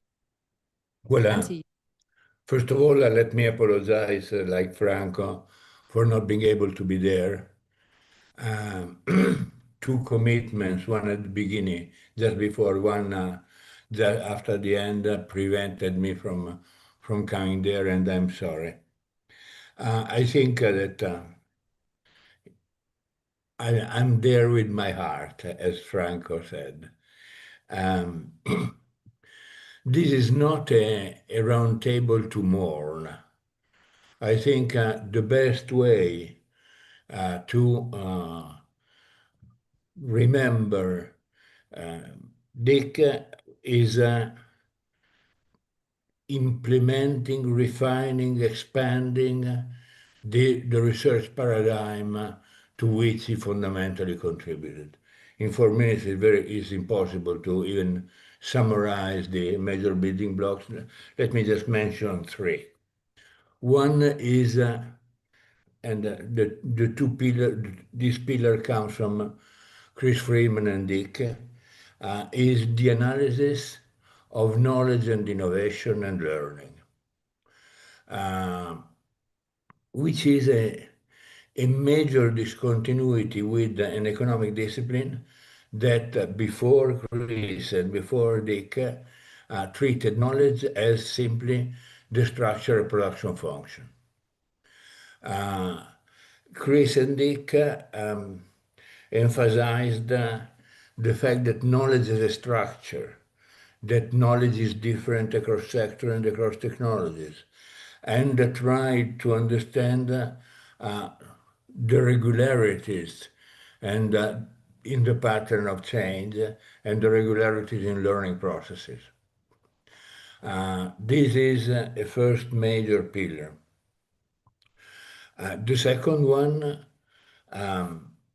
more developed with Sid Winter, with the root in Herb Simon, is that what do actually individual and firm do?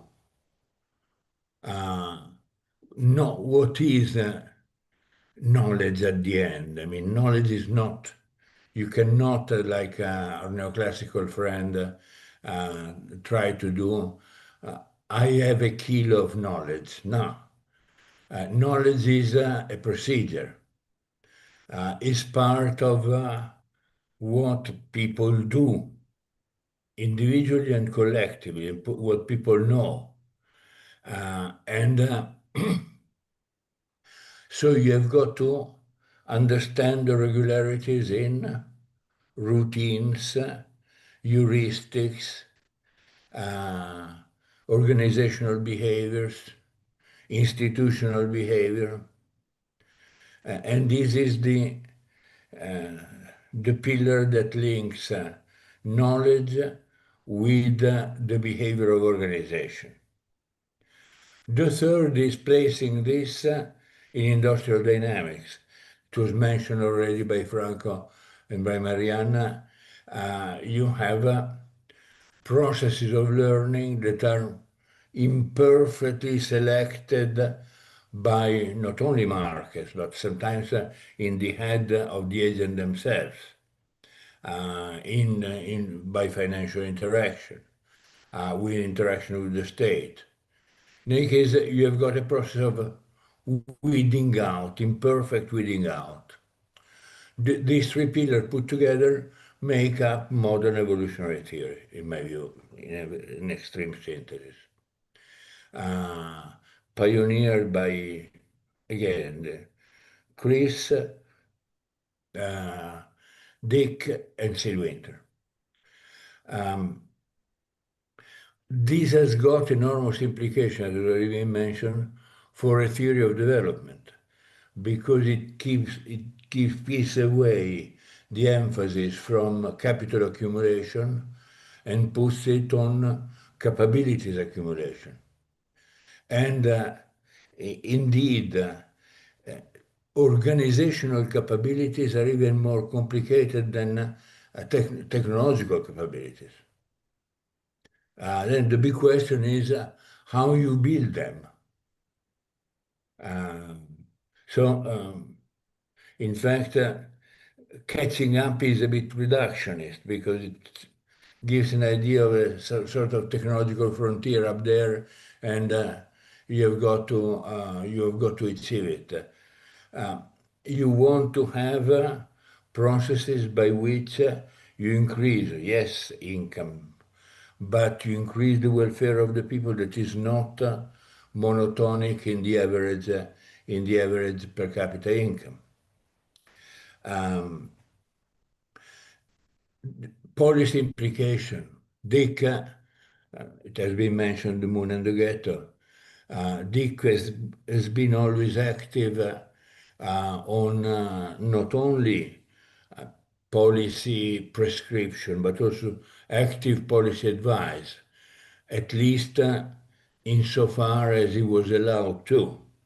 I remember, I was a kid, I remember the OECD discussion that involved Chris, Dick,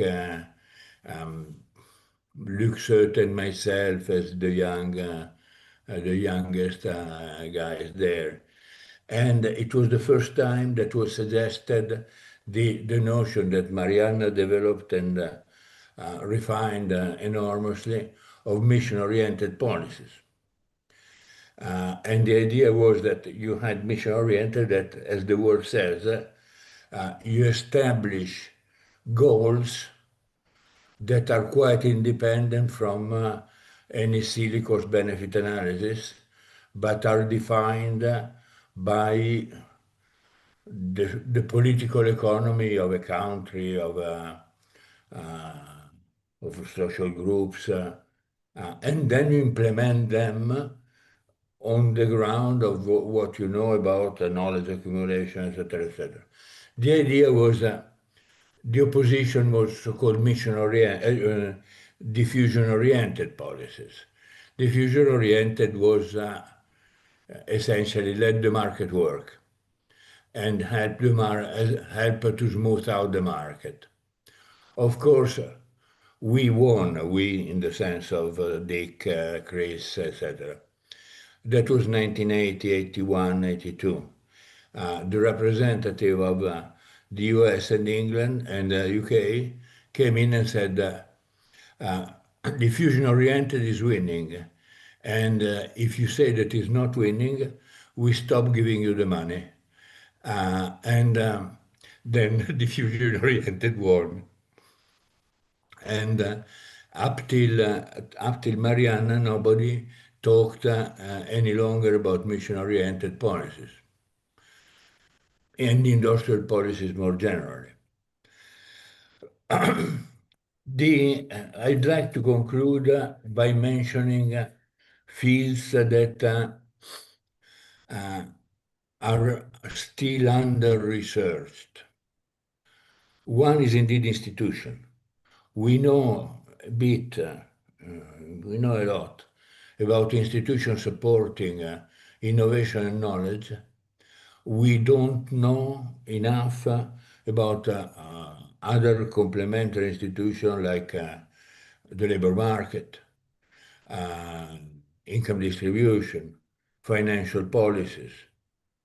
In general, the political economy in the macrosphere. As I was have seriously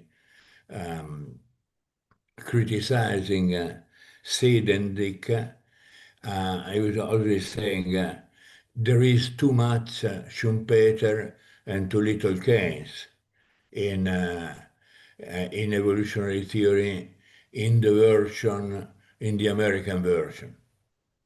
And I believe it. With all the corollaries of on income distribution, etc. Another thing, another aspect, last but not least, is an underlying techno-optimism that we all have shared. In fact, I mean, together with the enormous technical progress came the enormous amount of shit that we distribute in the environment. Not only CO2, but all the poisoning the earth, killing the biovariety. So the connotation that there is always creative destruction, but the emphasis on creative, we should maybe switch to the emphasis on the destruction. And the destruction that is not only in terms of social fabric, but it is also in the entire earth that we live in. This is something, this is urgent. I think that Dick, if were here, he would have agreed, Chris the same. It is time to put these pieces together, and it is very urgent. And since it is urgent and important, this should be taken out of the hands of the economist. I mean, like war. A war is something that is too serious to be left to economists. You say, I want to win the war. I don't do any cost-benefit analysis. Should I build this bomb or not? I build it if it helps me to win. This is the same in terms of climate and social justice. One has got to take it as a sort of, using Mariana language, sort of meta-messages that go well beyond the silly calculation of the economist. And on that, I end. Thank you.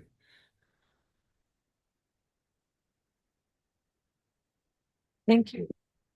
Thank you, Giovanni, for that intervention. That was great. We will move on to Professor Carlota Perez. Carlota, can you hear us? Yes, I can hear. Thank you. Great. And we can see you as well? Great. Good. Well, thanks for this opportunity to honor Dick Nelson.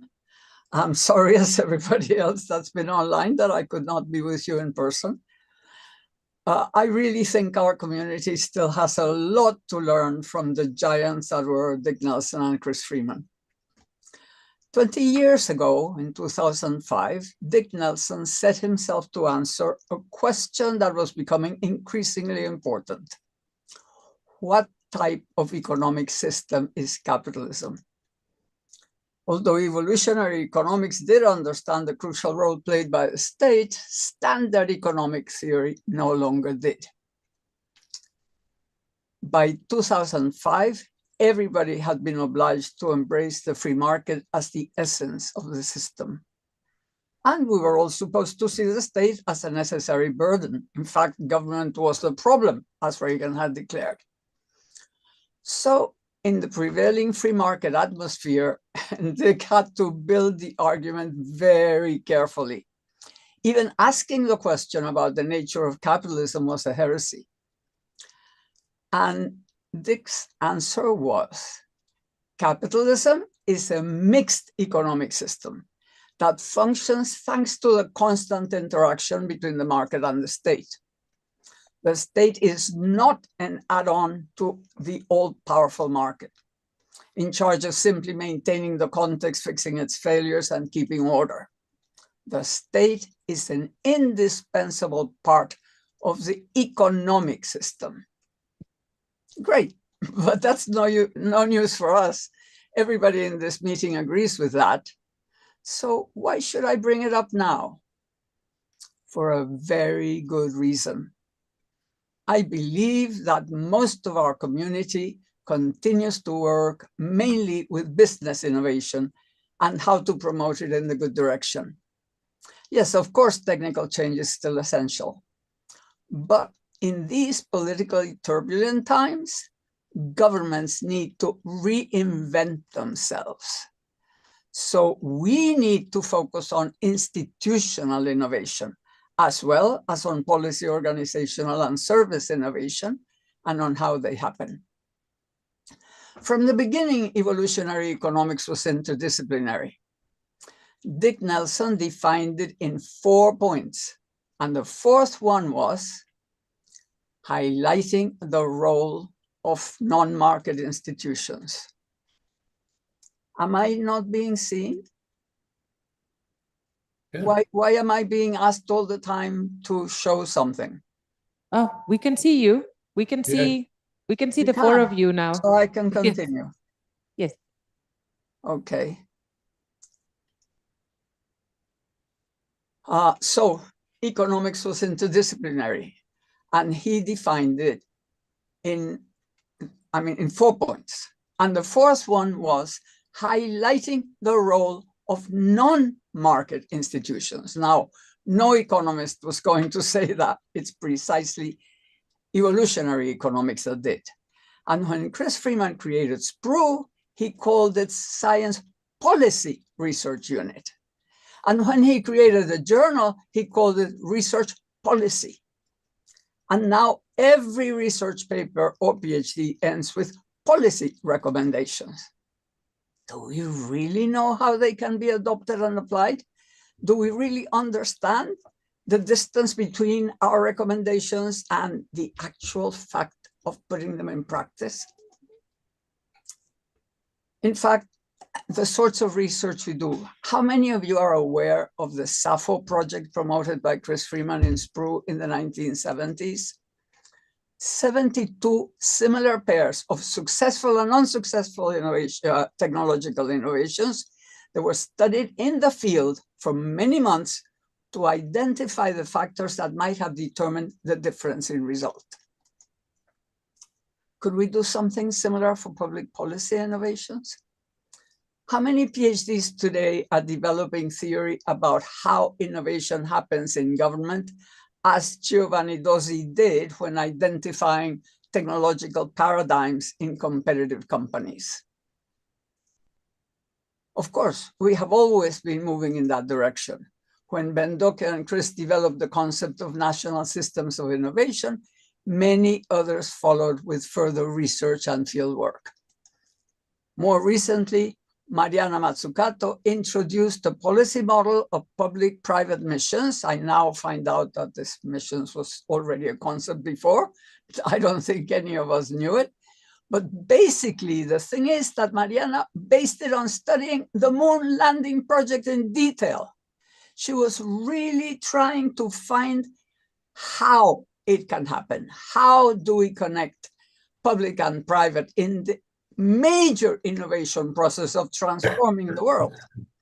And now the concept of transformative innovation introduced by Schott and Weissmuller was reanalyzed by Bendoke and reconceptualized in a forthcoming book by Radosevic, Sute, and Serger, focusing on regions and regional policies. Super important now that satellites and all these things allow regions to be much more autonomous and require much more innovation capability, because it's now possible to have industrial policy at every level, from the smallest to the supranational.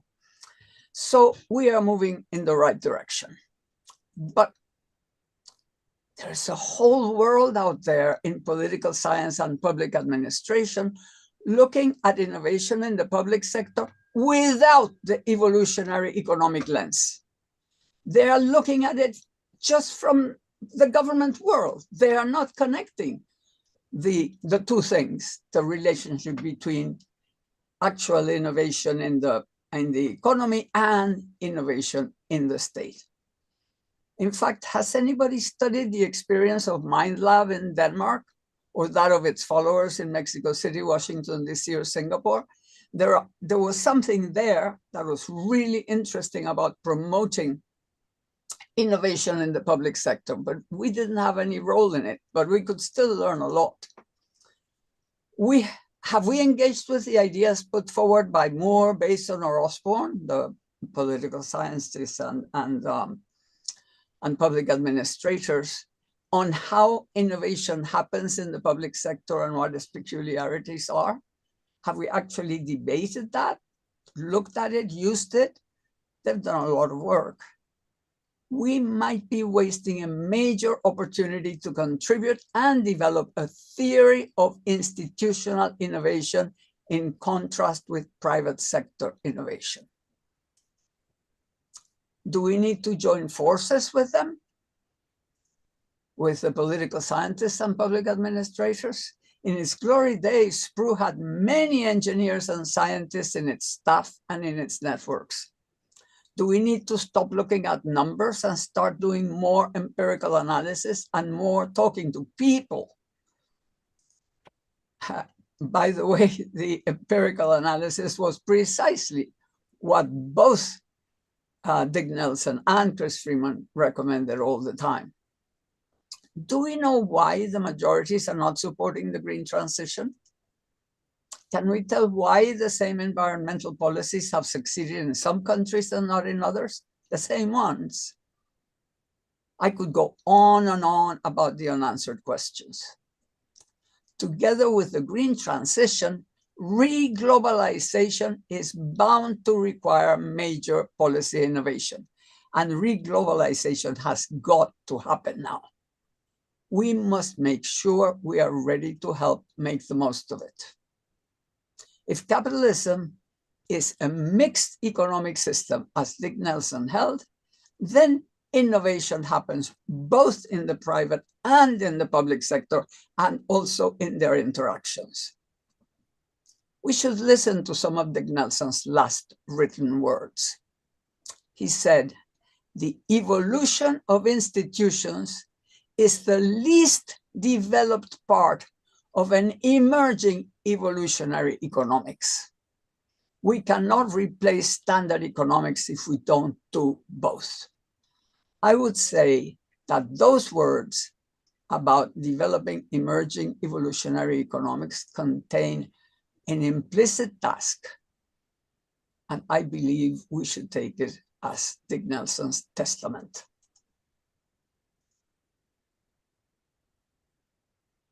Thank you. Thank you. Thank you, Carlota, for giving very concrete ways of following some of the doors that the work of Dick Nelson opened and putting that as a challenge to the academic community here. I would like to now open it up a little bit. I know there's a lot of people here that, can I say, just by you have to be honest now, raise of hands. How many of you have cited Dick Nelson's work in your papers? All right. So I'm expecting comments from all of you with the citations, yes. No, but I know that this is work that that lives in all of our literature that we are developing as a community, and I know that many of you have worked with Dick Nelson in your careers. So I would like to solicit maybe comments from some of you in the audience. I know that Mamo would like to say a few words. You need to use your microphone and press the mic in front of you, please. Okay. Thank you very much. I appreciate all of you for all the wonderful remarks you made about him. I sincerely, truly miss him. I wish he's still with us. Yeah, but I just wanted to let you know how, that he personally, he was so nice to me. And Franco Malerba and him, when I went to Columbia University, I was a student at Columbia University, and Dick Nelson was teaching at Columbia University.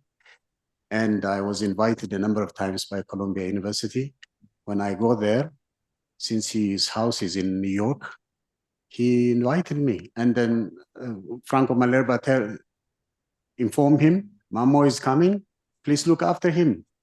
And just like Bentoleke and his wife used to look after me in Olbo, he started looking after me, cooking food for me.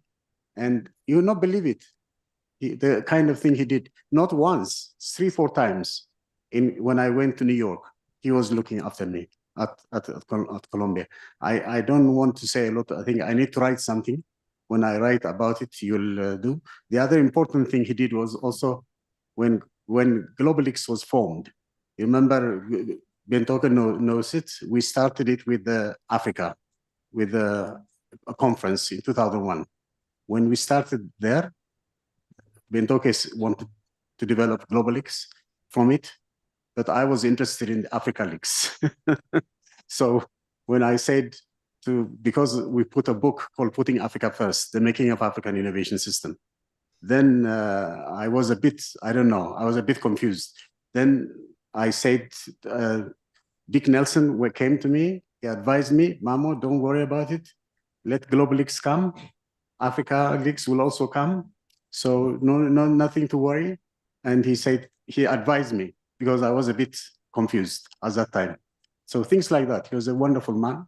And I just want to say a few words. And thank you, my Erica, my queen of Ethiopia. Thank you very much.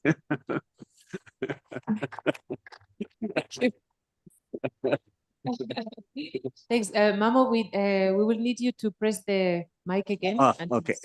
Thank you. Thanks. KJ, would you like to say a few words? Yeah. Thank you very much. I must say it is. Thank you for the opportunity. I think it was sometime in 1995. I wrote a letter, those days, letter to Dick Nelson, who was a professor in Columbia, when I got the Ford Foundation for postdoctoral research. I got a letter which is still I'm keeping, wherein he said, look, I would love to welcome you, but Columbia is not really tuned to welcome and provide the appropriate space for the young scholars. I would introduce you to Bobby Benson in Yale. So on his recommendation, I went to Yale University. And later, when I was inducted to the Globelics board by Benda Kilundual after 2007 Globelics conference in Kerala that I organized, I moved to the idea of, after a few months, moved to the idea of starting the journal, Innovation and Development. I got wonderful advices. Of course, the name was given by Innovation Development. I would like to publicly declare that the name was not mine, it's by Benda Kilundual. But Dick Nelson told me, these are the two inspiring things. He told me that we should ensure that the journal is least priced and reaches to as many people as possible. But somehow we have not been able to accomplish that. And later, I remember I had an opportunity to, almost all the meetings we used to meet him, I had an opportunity to travel with him to Argentina from, I think, Washington, on the way to Argentina conference, Buenos Aires. I remember we were discussing about this idea of institutions. He told me about institution. Later I read the article, the hard institutions and soft institutions, cake and the recipe for making a cake, the manner in which we explain things, and I think I always cherish the discussion.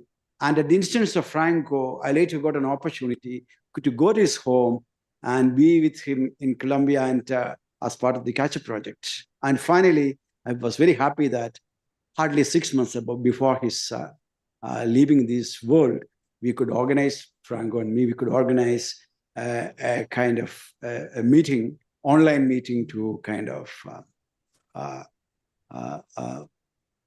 to remember his contributions, honor him. So though he's not here physically, I can indeed feel his presence very much here with all the eloquently articulated contributions of Dick Nelson to the community and understanding the subject that we are all concerned. Thank you very much.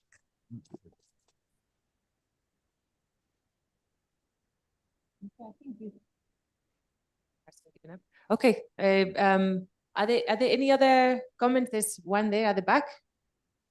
Please introduce yourself as well. Thank you. Thank you very much. My name is Ibrahim. I'm an honors student at the University of Johannesburg. I have a question and a response to Prof. Perez. I don't know if I'm saying the name correctly. Okay, so the question is, you mentioned something very critical, that government should be a part of the economic system always. But in a country such as South Africa, where government trust is at 36%, and the private sector has over 60% trust, that is very impossible to achieve for government to be incorporated into the economic system. They can reinvent themselves, of course, but people won't trust. And what government needs to achieve, I believe, is trust before we can think about them reinventing themselves. I have a response to one of the questions that you posed, that why isn't there much adoption to the green economy? The truth is, in the global South, people have different priorities, and one of them is simply surviving, right? The unemployment rate, youth unemployment rate in South Africa stands at over 46%. We can't honestly be focusing on being a bit more greener while the young people don't have jobs. So priorities are different from the global South to the global North and the West. So we are still focusing on just surviving, making it through the year, through each and every day. That's my response to your question. Great. I reply? Yes, please, go ahead, Carlota. Okay, yes. The first question about whether government can do something when the private sector is so powerful. I can tell you something very simple. I have been studying the 5 revolutions and what has happened with each of them since the Industrial Revolution in England. I couldn't find a single case of a country that was able to make a leap into development and a leap into including forging ahead as the US and Germany did in between 1770 and the First World War, without a very, very strong role for the state. I mean, major role, very often with protectionism, very often with not only just protectionism and subsidies and little simple things, no, much more complicated things, much more complex things, much more participation. And we have seen China as an example now, right in front of our eyes, if we want to see that the state has been crucial in everything that has happened there.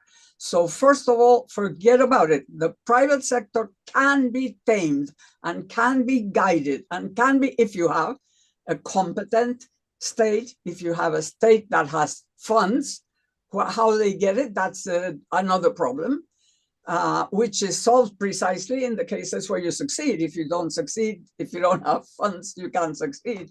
But you also have to find a way of, and sometimes even corruption has been there in cases. I mean, corruption was there in Singapore, corruption was there in Korea, corruption was there. And it is today in China. So it's not even that sort of problem. So I would say we just need to find out how. And in each case, with all the difficulties, of course, we need leaders that are capable of doing it, and we need to understand and to be able to provide information about how it has happened before. And your second question, goodness, sorry, remind me? Oh, the second was actually a response to one of your questions, that how as the green. global south hasn't moved to green economy. Okay, Yes. well, I'm talking in general about the North and the South. And obviously the thing is that I think that there are cases within the global South where there has been more success with the same sorts of policies. What I'm talking about is comparing, using it as a research question. If you see that the same policy has been applied by two different governments, and one has succeeded and the other hasn't, then that provides information for how you can do more effective government. I mean, that was just one little example because it's so big now, the whole question of the green transition. And obviously there is something I want to add. There is a lot of people talking about the green transition as if it were a technological revolution. Unfortunately, it is not. It is only a direction in which we can take the ICT revolution, which is the real revolution, which increases productivity, increases profitability, and has an enormous new power that has to be guided. And the thing is that it has to be guided towards the green transition, among other things, towards social justice, etc. But that can only be done by the state. So the state has to tilt the playing field and change it so that business can only be profitable and can be more profitable if it does the right thing for the planet and for society than if it does the wrong thing, which is what it's been doing. So it's always a question of understanding how innovation happens in government.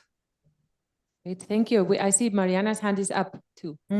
Yeah, I mean, I'd kept my comments very brief because you had said 3 minutes, so I took that seriously. But I mean, what I would have said had I spoken a bit more is exactly the answer to the question, which I think is excellent, that was just raised, which is, it's not by coincidence that we end up with this lack of capacity, right? If the underlying theory of value is that the private sector creates value and the public sector is there to facilitate, to enable, to fix market failures, and all these really boring words, even after the financial crisis, when without the public sector, the whole system would have fallen apart, we still use boring words like lender of last resort, instead of investor of first resort. So this kind of self-fulfilling prophecy that if at best we're fixing system failures, market failures, it's not actually surprising that even the curriculum for civil servants is part of the problem. Just think of the difference between an MPA and an MBA. The MBA is like decision sciences, strategic management, organizational behavior, rejuvenating the mature corporation, because if corporations become big, vertical, and bureaucratic, we don't just roll our eyes and say bureaucracy, we try to change it. Whereas with the public sector, we roll our eyes, then that requires so much attention on what kind of training do we need, what kind of capacity and dynamic capabilities within the public institutions.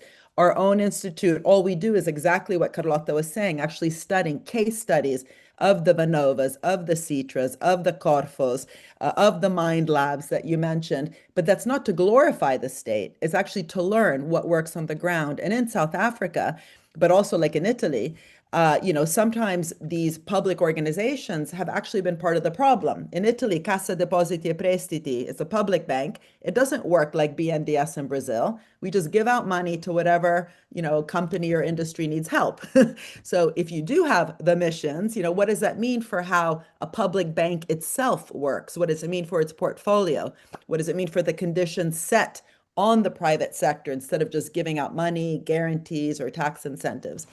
And, that idea of actually putting a lot of attention on procurement policy, for example, which is often 30% of a government's budget, wasted, or the design of a public bank instead of actually glorifying the public bank, comparing different public banks, digital public infrastructure. This is the kind of massive array of case studies that we need, but also to bring it back to the theory. It can't just be case studies, right? This is what what Dick Nelson was so good at, that appreciative theorizing, the link between theory and practice, which in our institute we call practice-based learning. But I just wanted to say also one thing, which I think Carlotta alluded to, which is personally, I think some of these innovation studies have been part of the problem. They've become very apolitical.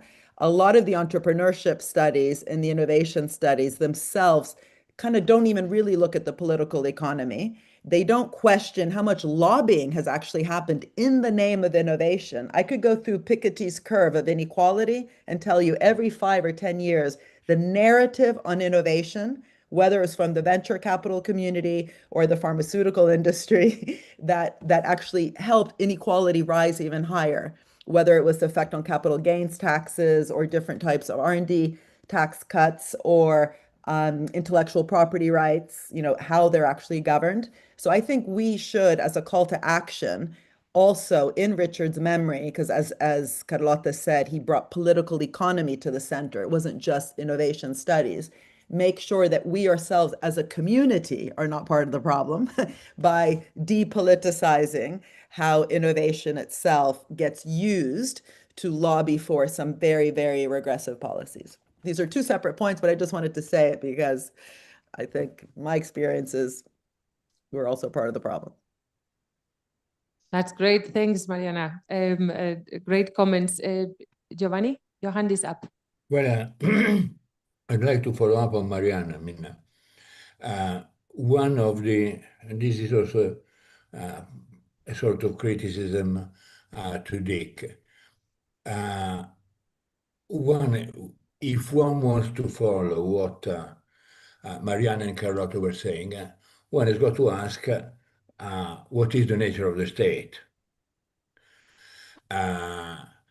Dick was, in my view, a bit too liberal in his foundations, neglecting profoundly the idea that there are conflicting interests in society. And we cannot always proceed cheek to cheek.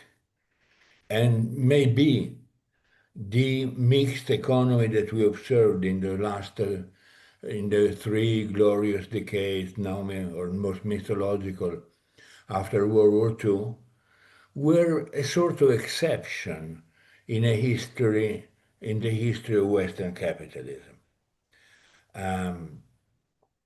One has got to rediscover the link between the structure of the state that Marianne is talking about and what the state represents. Because if the state represents simply the corporation, that is the managing board of capitalism, this is a citation from Lenin, then obviously the best role of the state is to have the consultancy companies that Mariana is talking about. They are the direct expression of the Morgan Stanley of this world, the McKinsey of this world, are the direct link between capitalists and the little power that is left to the state. So one should reflect also on what does the state express and how do we organize alternative interest to influence what the state does and the composition of the state. The other thing is, again, following up Mariana, is a lot of current innovation studies are part of the problem, not a part of the solution. And more generally, I mean, I think that the mainstream tends to absorb, recycle, make it and tame some of the issues and contribution of the evolutionary community. I think that this year Nobel Prizes are a good reflection of that. I mean, is a lyophilized recycling of things that Dick, Chris said, and the entire community have been saying over the last 40 years. In fact, I mean, one of the essays that I will ask my PhD student to write is tell us, explain what you find in the 3 Nobel Prizes that were not already there in the writing of the Chris, Dix, etc. of this world. Of course, they'll get the maximum grade because there's nothing. In fact, there is a reduction. And the same with innovation. Innovation is increasingly going to count patents and go and see the effects, the marginal effect on patents on proxy of performances. Sorry, this was not what Dick, Chris, and the others had in mind. We should pay attention to that. I mean,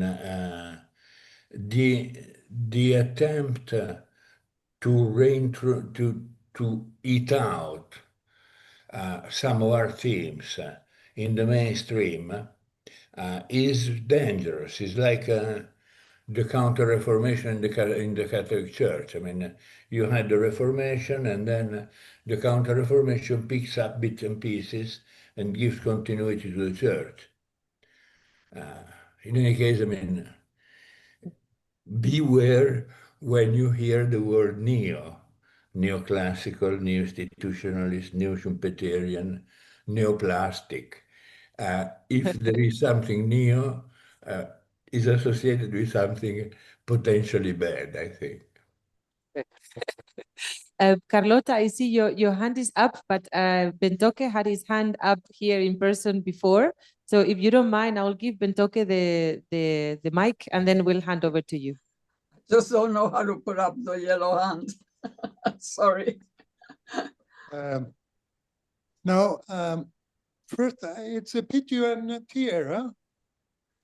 Can you hear me, Giovanni? Yes. Because all the sessions I've been to so far at this conference have been excellent, and all of them tends to agree that we need a stronger focus on political economy. I think this is general. So I think there's a great absorptive capacity here at the conference to what you guys are saying with different nuances. Just another remark, and this is about Nelson Libra. I think it's not wrong, but interestingly, he has indirectly has a major influence on global geopolitics. He had a student in a Chinese student, Lu Feng, who he kept in contact with all his life. And Lu Feng did a series of case studies of Chinese industry, where he showed that with a kind of nitty-gritty case study type that you have talked about, where he showed that the basic problem was while they invest a lot in R&D, there was almost no result in terms of high technology or exports or any other kind of indicator. This was the beginning in China around 2006 of what became independent innovation. And it took China, that was the beginning of transforming China in that direction. And it's interesting that it was a student of Dick Nelson who was the main inspirator using the kind of methods you have just described. Thank you. Thank you, Bentoke. I think I'm handing over now to Carlota. Well, I'm going to disagree with Giovanni. I don't think that the golden age of the post-war is an exception. It's actually a typical process that happens every time capitalism is in danger.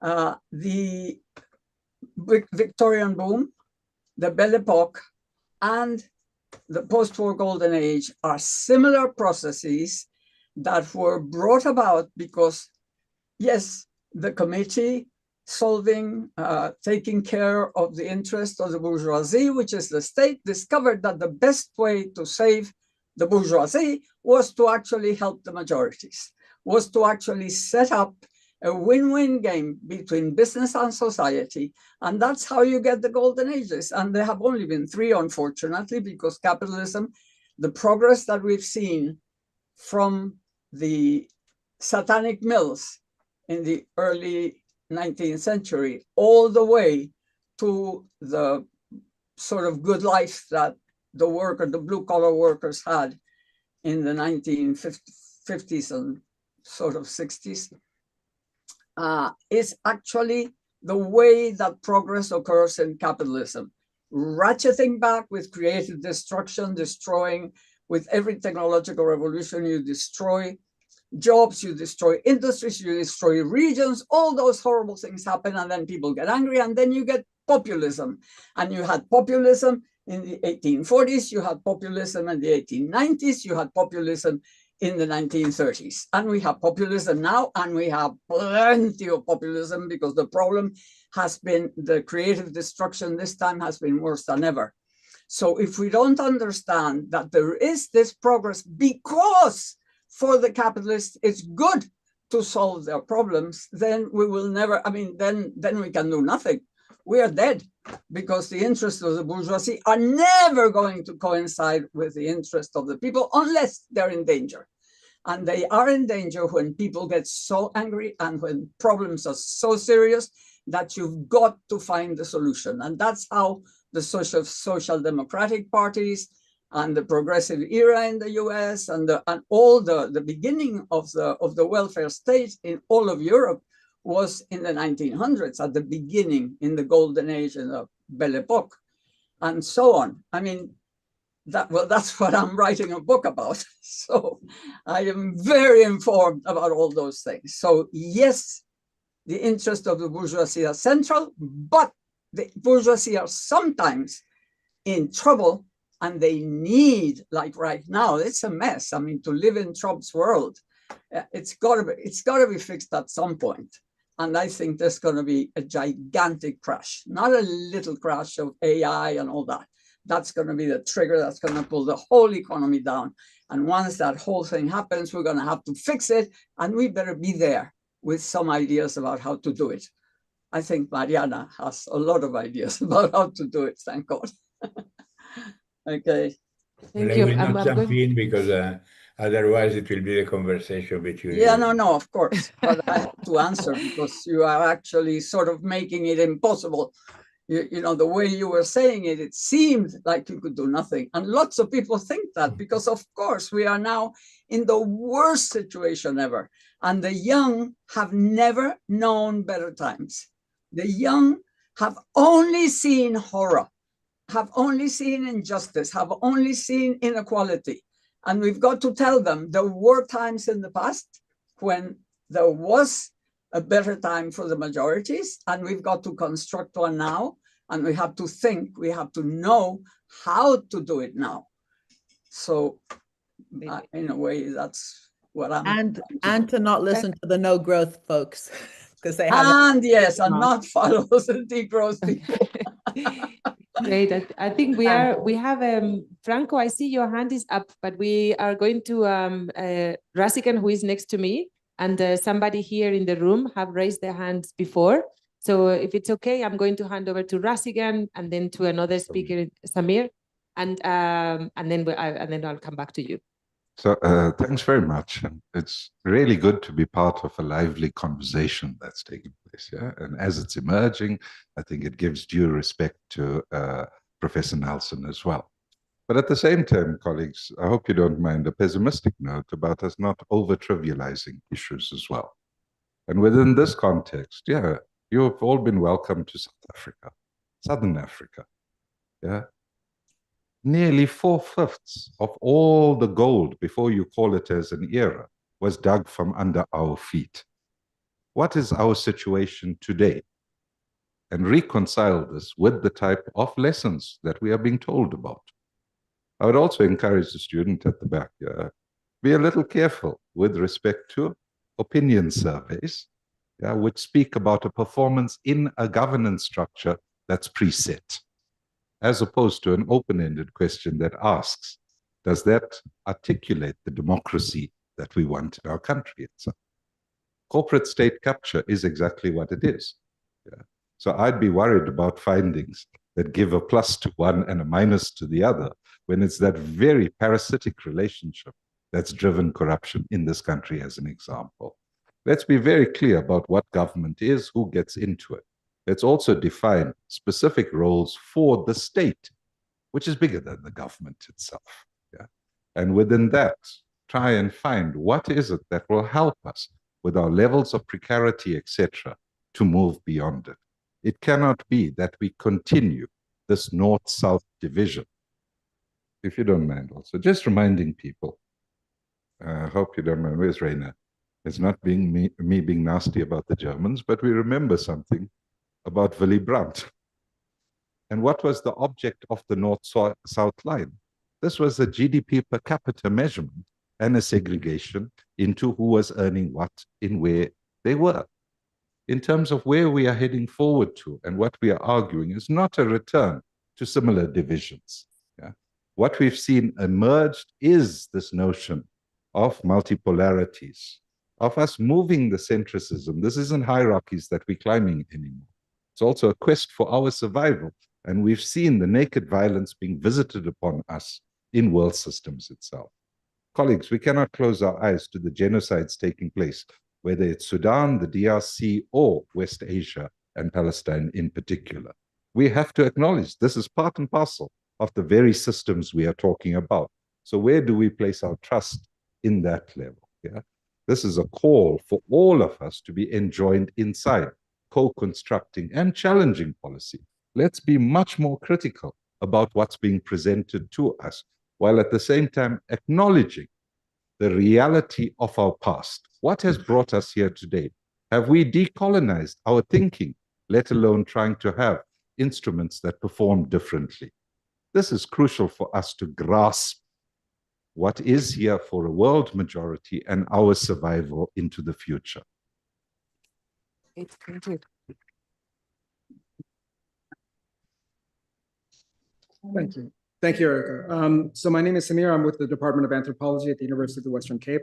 I also headed an organization called 50 Years is Enough, the U.S. Network for Global Economic Justice, where it was my job to basically argue with the IMF for like 20 years. It was a long time. Anyhow, so far as I'm understanding the discussion, and I can echo Rasigan's sentiment, it's good to be part of this discussion. Insofar as I can understand the discussion and sort of to chime in on the question that Giovanni's asking, which is what is the role of the state here? I think the answer to that depends on the extent to which our states are actually democratic, right? And I can just give a quick story from my own experience working in a village in Vietnam that was suffering from serious corruption problems and so on. When we were able to lobby the Communist Party of Vietnam to release the budgets, then we were able to do even a little bit of training around like what's going on here on the ground level. The corruption in the system became very, very apparent, which was great for the villagers. But the second thing that happened was the villagers looked at the budget and they said, I should just say this is one of the poorest villages in Vietnam that I was working in. They said, look, actually in the harvest season, we're actually supposed to pay taxes.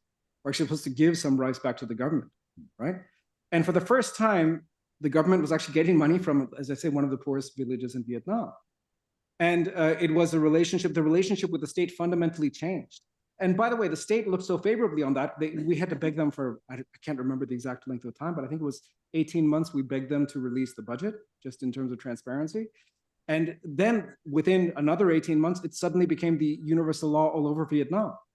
And it was taken up like that. Now, so that's a story about the power of transparency. But here in South Africa, I'm worried, and just at the current moment, I'm worried about, like, does the transparency mean anything? Because we have stories, and South Africans in the room will forgive me for bringing this up, but we have a president who is known to have had, whether he did it himself or was in knowledge of it, we don't know, but he had US dollars sewn into a freaking couch, yeah? For whatever reason, right? And so in that, and everyone knows about it. And what happened, guys? Is he still our president? Yeah. So was there any accountability at all? So my question is just in this era, when there's so much stuff, Rasigan's mentioned the genocide and so on, the various genocides, which are live streamed, no one can deny that they don't know about it. In this era, when transparency is not an issue, like what is the solution here? It's a question I don't have an answer to. I'm genuinely raising it for all of us to consider in the sessions going forward. Thanks for those. Thanks for the comments. I think it's a reflection of the what happens when we start applying these ideas into specific contexts, into specific circumstances, and try to answer real world questions with these theories and concepts. So I would like to hand over to Franco. You had your hand up. Franco, please go ahead. Well, I really enjoyed the discussion between Carlotta, Giovanni, and Mariana on policy, institutions, and so on. Wonderful.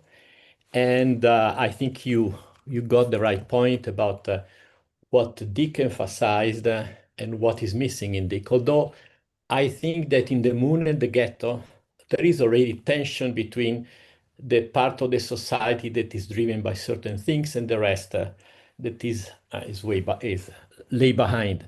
But we are towards the end of the meeting, and this is also about the legacy of Dick Nelson. And so in a sense, I want to move back a little bit to the legacy for the young students. I see a lot of students, PhD students and so on, and move away to the policy discussion, which is very important and so on.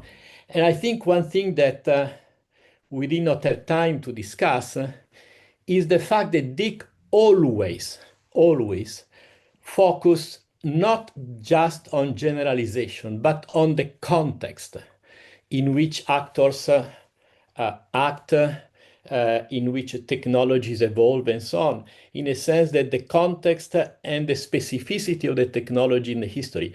You don't remember, but Dick, the first paper of Dick was the invention of the transistor, with a wonderful case study of how the transistor was invented, companies, individuals, institutions.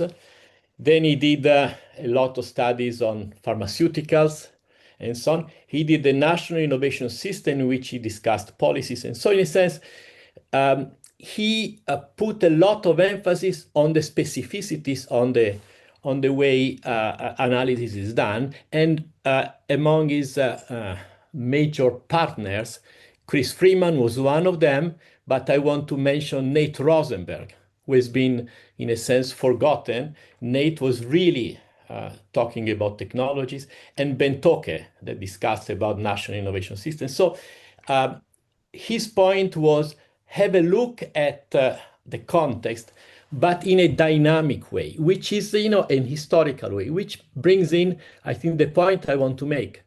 A lot of people talk about co-evolutionary processes. We all agree that evolution is driven by co-evolutionary processes between technology, industry, markets, and institutions.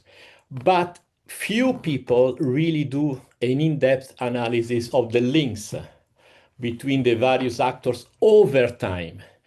And not only in an empirical way, but also in an appreciative way. And this is something that I would urge students to do, particularly when they look at emerging countries, developing countries, because coevolution means lock-ins, path dependency, interdependencies, and whatnot. And it's important not to just say everything co-evolves with everybody, everything else, which is something we all agree. But, you need to go down, as Dick would have done, and Dick would have urged, get things right, go into the nitty-gritty of the specific linkages between institutions, as Carlotta was saying, public policy, as Carlotta was saying, and Mariana and so on, and the industry, the markets, and the broader institutions. And if you do it in an historical way, as Chris would have urged, as Nate Rosenberg would have urged, go in depth, dirt your hands, and develop this dynamic historical process-driven analysis. I think a lot of progress will be done in Globelics and in broader evolutionary arena. And I think this could be one legacy of Dick that represents also a big challenge in addition to policy, institutions, as you rightly mentioned. As Dick would have mentioned, do coevolutionary analysis in a deep, articulated, and process way. This is my only point. Thank you.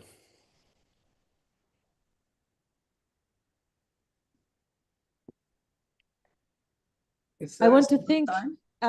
Oh, Carlota, you want to make a last point? Is there still time? There is. We have 1 minute. 1 minute.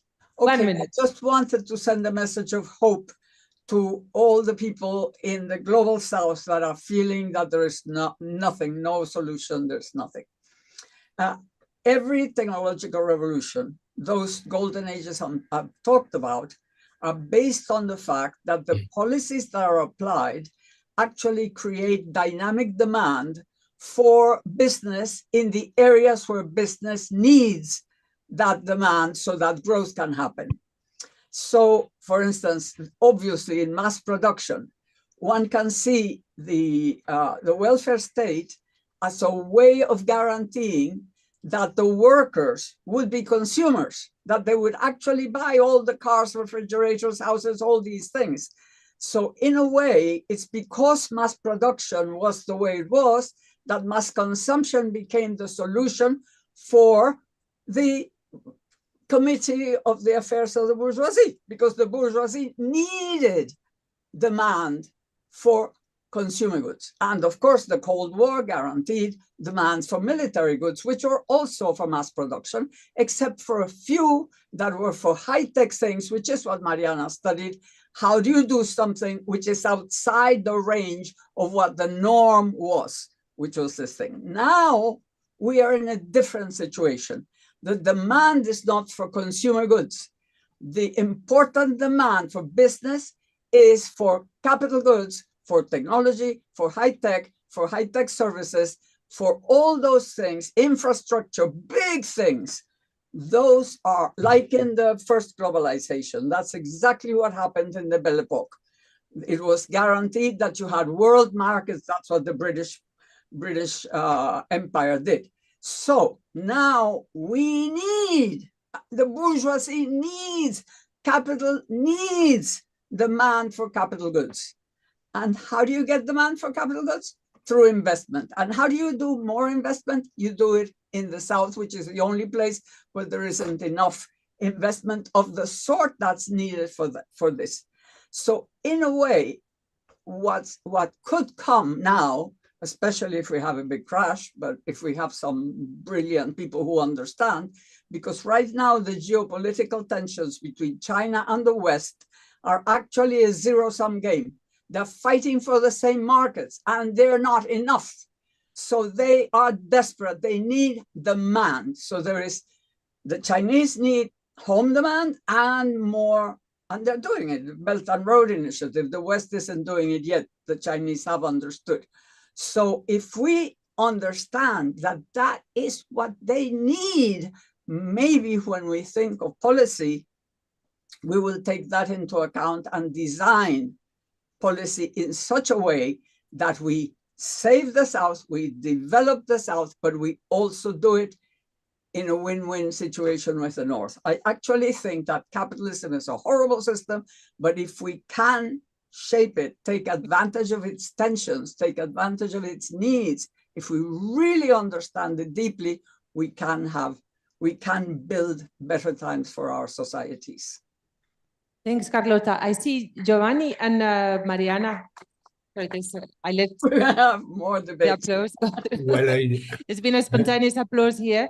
Giovanni and Mariana, we would like to start wrapping up. So if you don't mind making a very, very short last remarks. Thank you.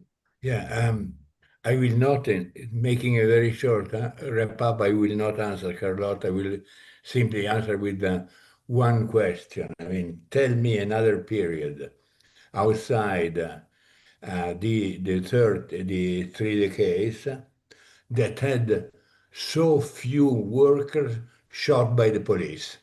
The Belle Epoque, etc., has always been marked. Think of Taylorism that is associated with the Belle Epoque period. Taylorism was implemented with the guns. The number of workers shot in the US by private police, together with public police, is of the order of the dozen and dozen. So the state has changed. But I did not want to make this comment. No. And the comment further on this. I wanted to flag a big question. Where are we going to train the new generation in this evolutionary paradigm written large? We have a problem. We have a problem because the only two institutions that are there, to my knowledge, are Pisa and London Mariana Place. We don't have SPRU any longer. We don't have Yale. We don't have Stanford. We don't have Berkeley. We don't have Aalborg. We have a problem there. Because the continuity of the research program is made by also communities that live together and grow and discuss with the young people. We should have a collective reflection on that. Because otherwise the legacy of the big mentors get diluted into the various neos. Thanks, Giovanni. Mariana, and then talk. Yeah, just super quickly, because I think the point is to give hope also through concrete stuff that we can do together. And at the Institute for Innovation and Public Purpose at UCL that Giovanni just mentioned, one of the things we're doing is building, with the help of Bloomberg Philanthropies, a public sector capability index. So instead of the indices that have been about, the ease of doing business index, which is basically how much you exploit your workers, the easier it is to do business. We are interviewing civil servants across 50 different cities, most of which, by the way, are in the Global South. In South Africa, we've had both the Johannesburg and Cape Town city government working with us. And it's not to glorify what's happening, it's actually to identify either the lack of or the existence of dynamic capabilities, which we actually differentiate from just organizational routines and structural capacity. And so anyway, just to say there's about 50 cities we're working with. And separately, one of the things we actually launched there at Globelics, or not so much launched, but represented, is a network of women economists, mainly, not only in the Global South, that we're bringing together to also mentor PhD students, but especially to be a thorn in the side of many governments, thinking also of what was just said about South Africa, where we hear, slogans like in Mexico City, prosperidad compartida, polos del bienestar, how to make sure that the academic debate, the economist debate, and especially focused on women economist debate, can make sure that what we're bringing to the table is not actually just serving, as was said, a kind of parasitic public-private ecosystem, but really producing that additionality, making things happen that otherwise would not have happened, just like we tell governments, but from the link between kind of the economics debate and what's actually happening on the ground. Because coming back to my previous point, if we are not part of the solution of making sure that we don't get this old wine in new bottles, including the concept of missions that can get captured, then we're part of the problem. Thank you. Thank you, Mariana. Last point from. Just a reflection on where you can learn about these things. I went to a very interesting conference in Paris. They have a journal called Innovation, and as far as I understand, They combine evolutionary perspectives with political economy. I'm sure also that in Latin America, we would find interesting places, like in Rio. I think we would find it also in China and many other places. So I think we shouldn't be so totally pessimistic. I actually think that the openness to new perspectives is much bigger in the global south than the impregnated neoclassical unsound climate in the global north. So let's hope that this works on. I think some of this discussion, I'm a simple mind, you know, I'm not very complex in my thinking. I think you are speaking about two things.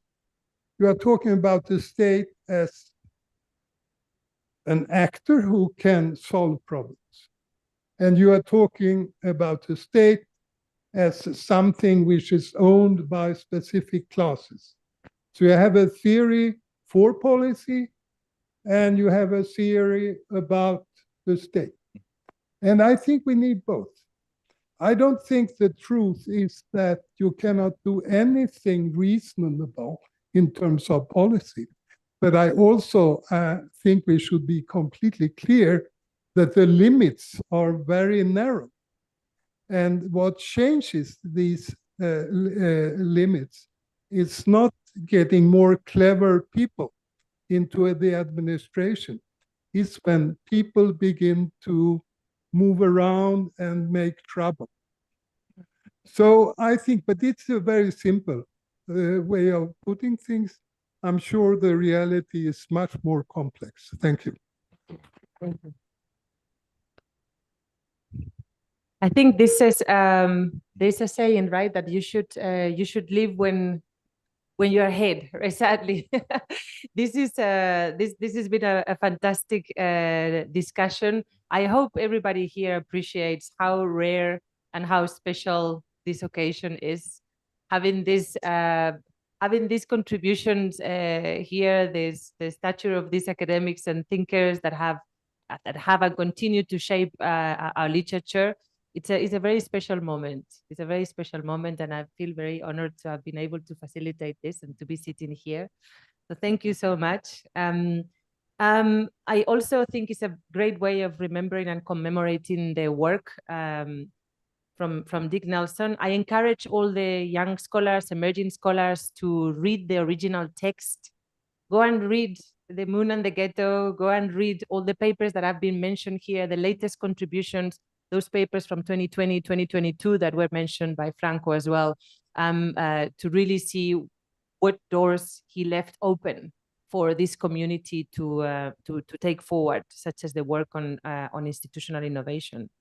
And I think, you know, in a time where academia has become a race to publish and to produce, and where we are sort of forgetting the importance of not only the product, you know, the extent and the depth of the product, with the knowledge that he produced is immense, and it's extremely important, and you know, we're discussing that. But it's also the process, the way in which that knowledge is produced, is something that people would remember you for as well. And it's very clear from the contributions and the tributes from people that that Dick was not only an amazing scholar and left us with this amazing legacy to take forward, but he was also he will also be remembered for being an academic that was engaged, that had the time to dedicate to listen to people, that had the time to dedicate to think deeply about these issues and to learn from others, and that he was a gentleman. And I think that is something also worth remembering him for. So thank you so much, everybody. Thank you so much for to Mariana, to Carlota, to Giovanni, Franco. You managed to connect online and keep us completely engaged. So that was amazing. Thank you so much for joining and for making the time. Thank you, Rasigan. Thank you, Bentoke. And thanks to the audience. Continue citing Nelson in your papers. And let's carry this work forward and continue evolving evolutionary economics. Thank you. Thank you, Erica, and to all of you. Thank you. Thank you, Erica. And thank you all. Thank you. Great Thank to see you all. We miss you here. Bye-bye. Thank you. Bye. Bye-bye. Bye. Bye-bye. Bye-bye. We have some presents Hi. for... Yes, so there's some announcements. If I can ask everybody to please remain seated for a little bit longer. I would just like to thank our two speakers that are here with us today. And then we have a small entertainment for you to finish today and then to start us on our journey of today's welcome reception. So I would just like to take this opportunity now to say thank you.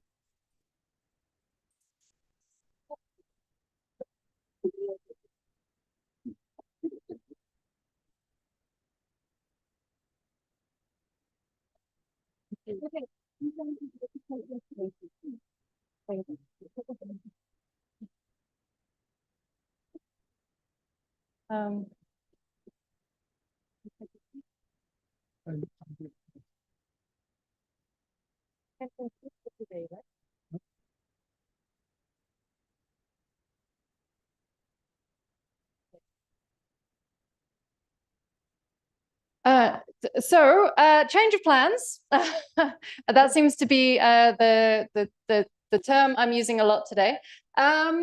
We are not having the entertainment inside. You all do get to get up and move outside now. So thank you all very much for your patience. Please make your way outside into the parking area where there will be entertainment that will then lead you down to further entertainment further down at the refreshment area near Atrium 2. No, it was because it's about the rain outside. So they were supposed to come and do the dancing here. Oh, I sorry, I had no idea. No, I thought you wanted me to do a closing and I was like, it was all the amount of backwards and forwards to where we're going to have everything. I think it was really good. You were an excellent chair. No, it was Very lively. Not really kind of sorrow in the mood. You were very lively.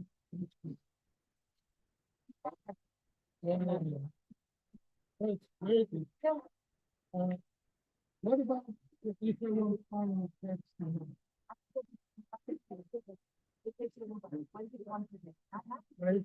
What time is it?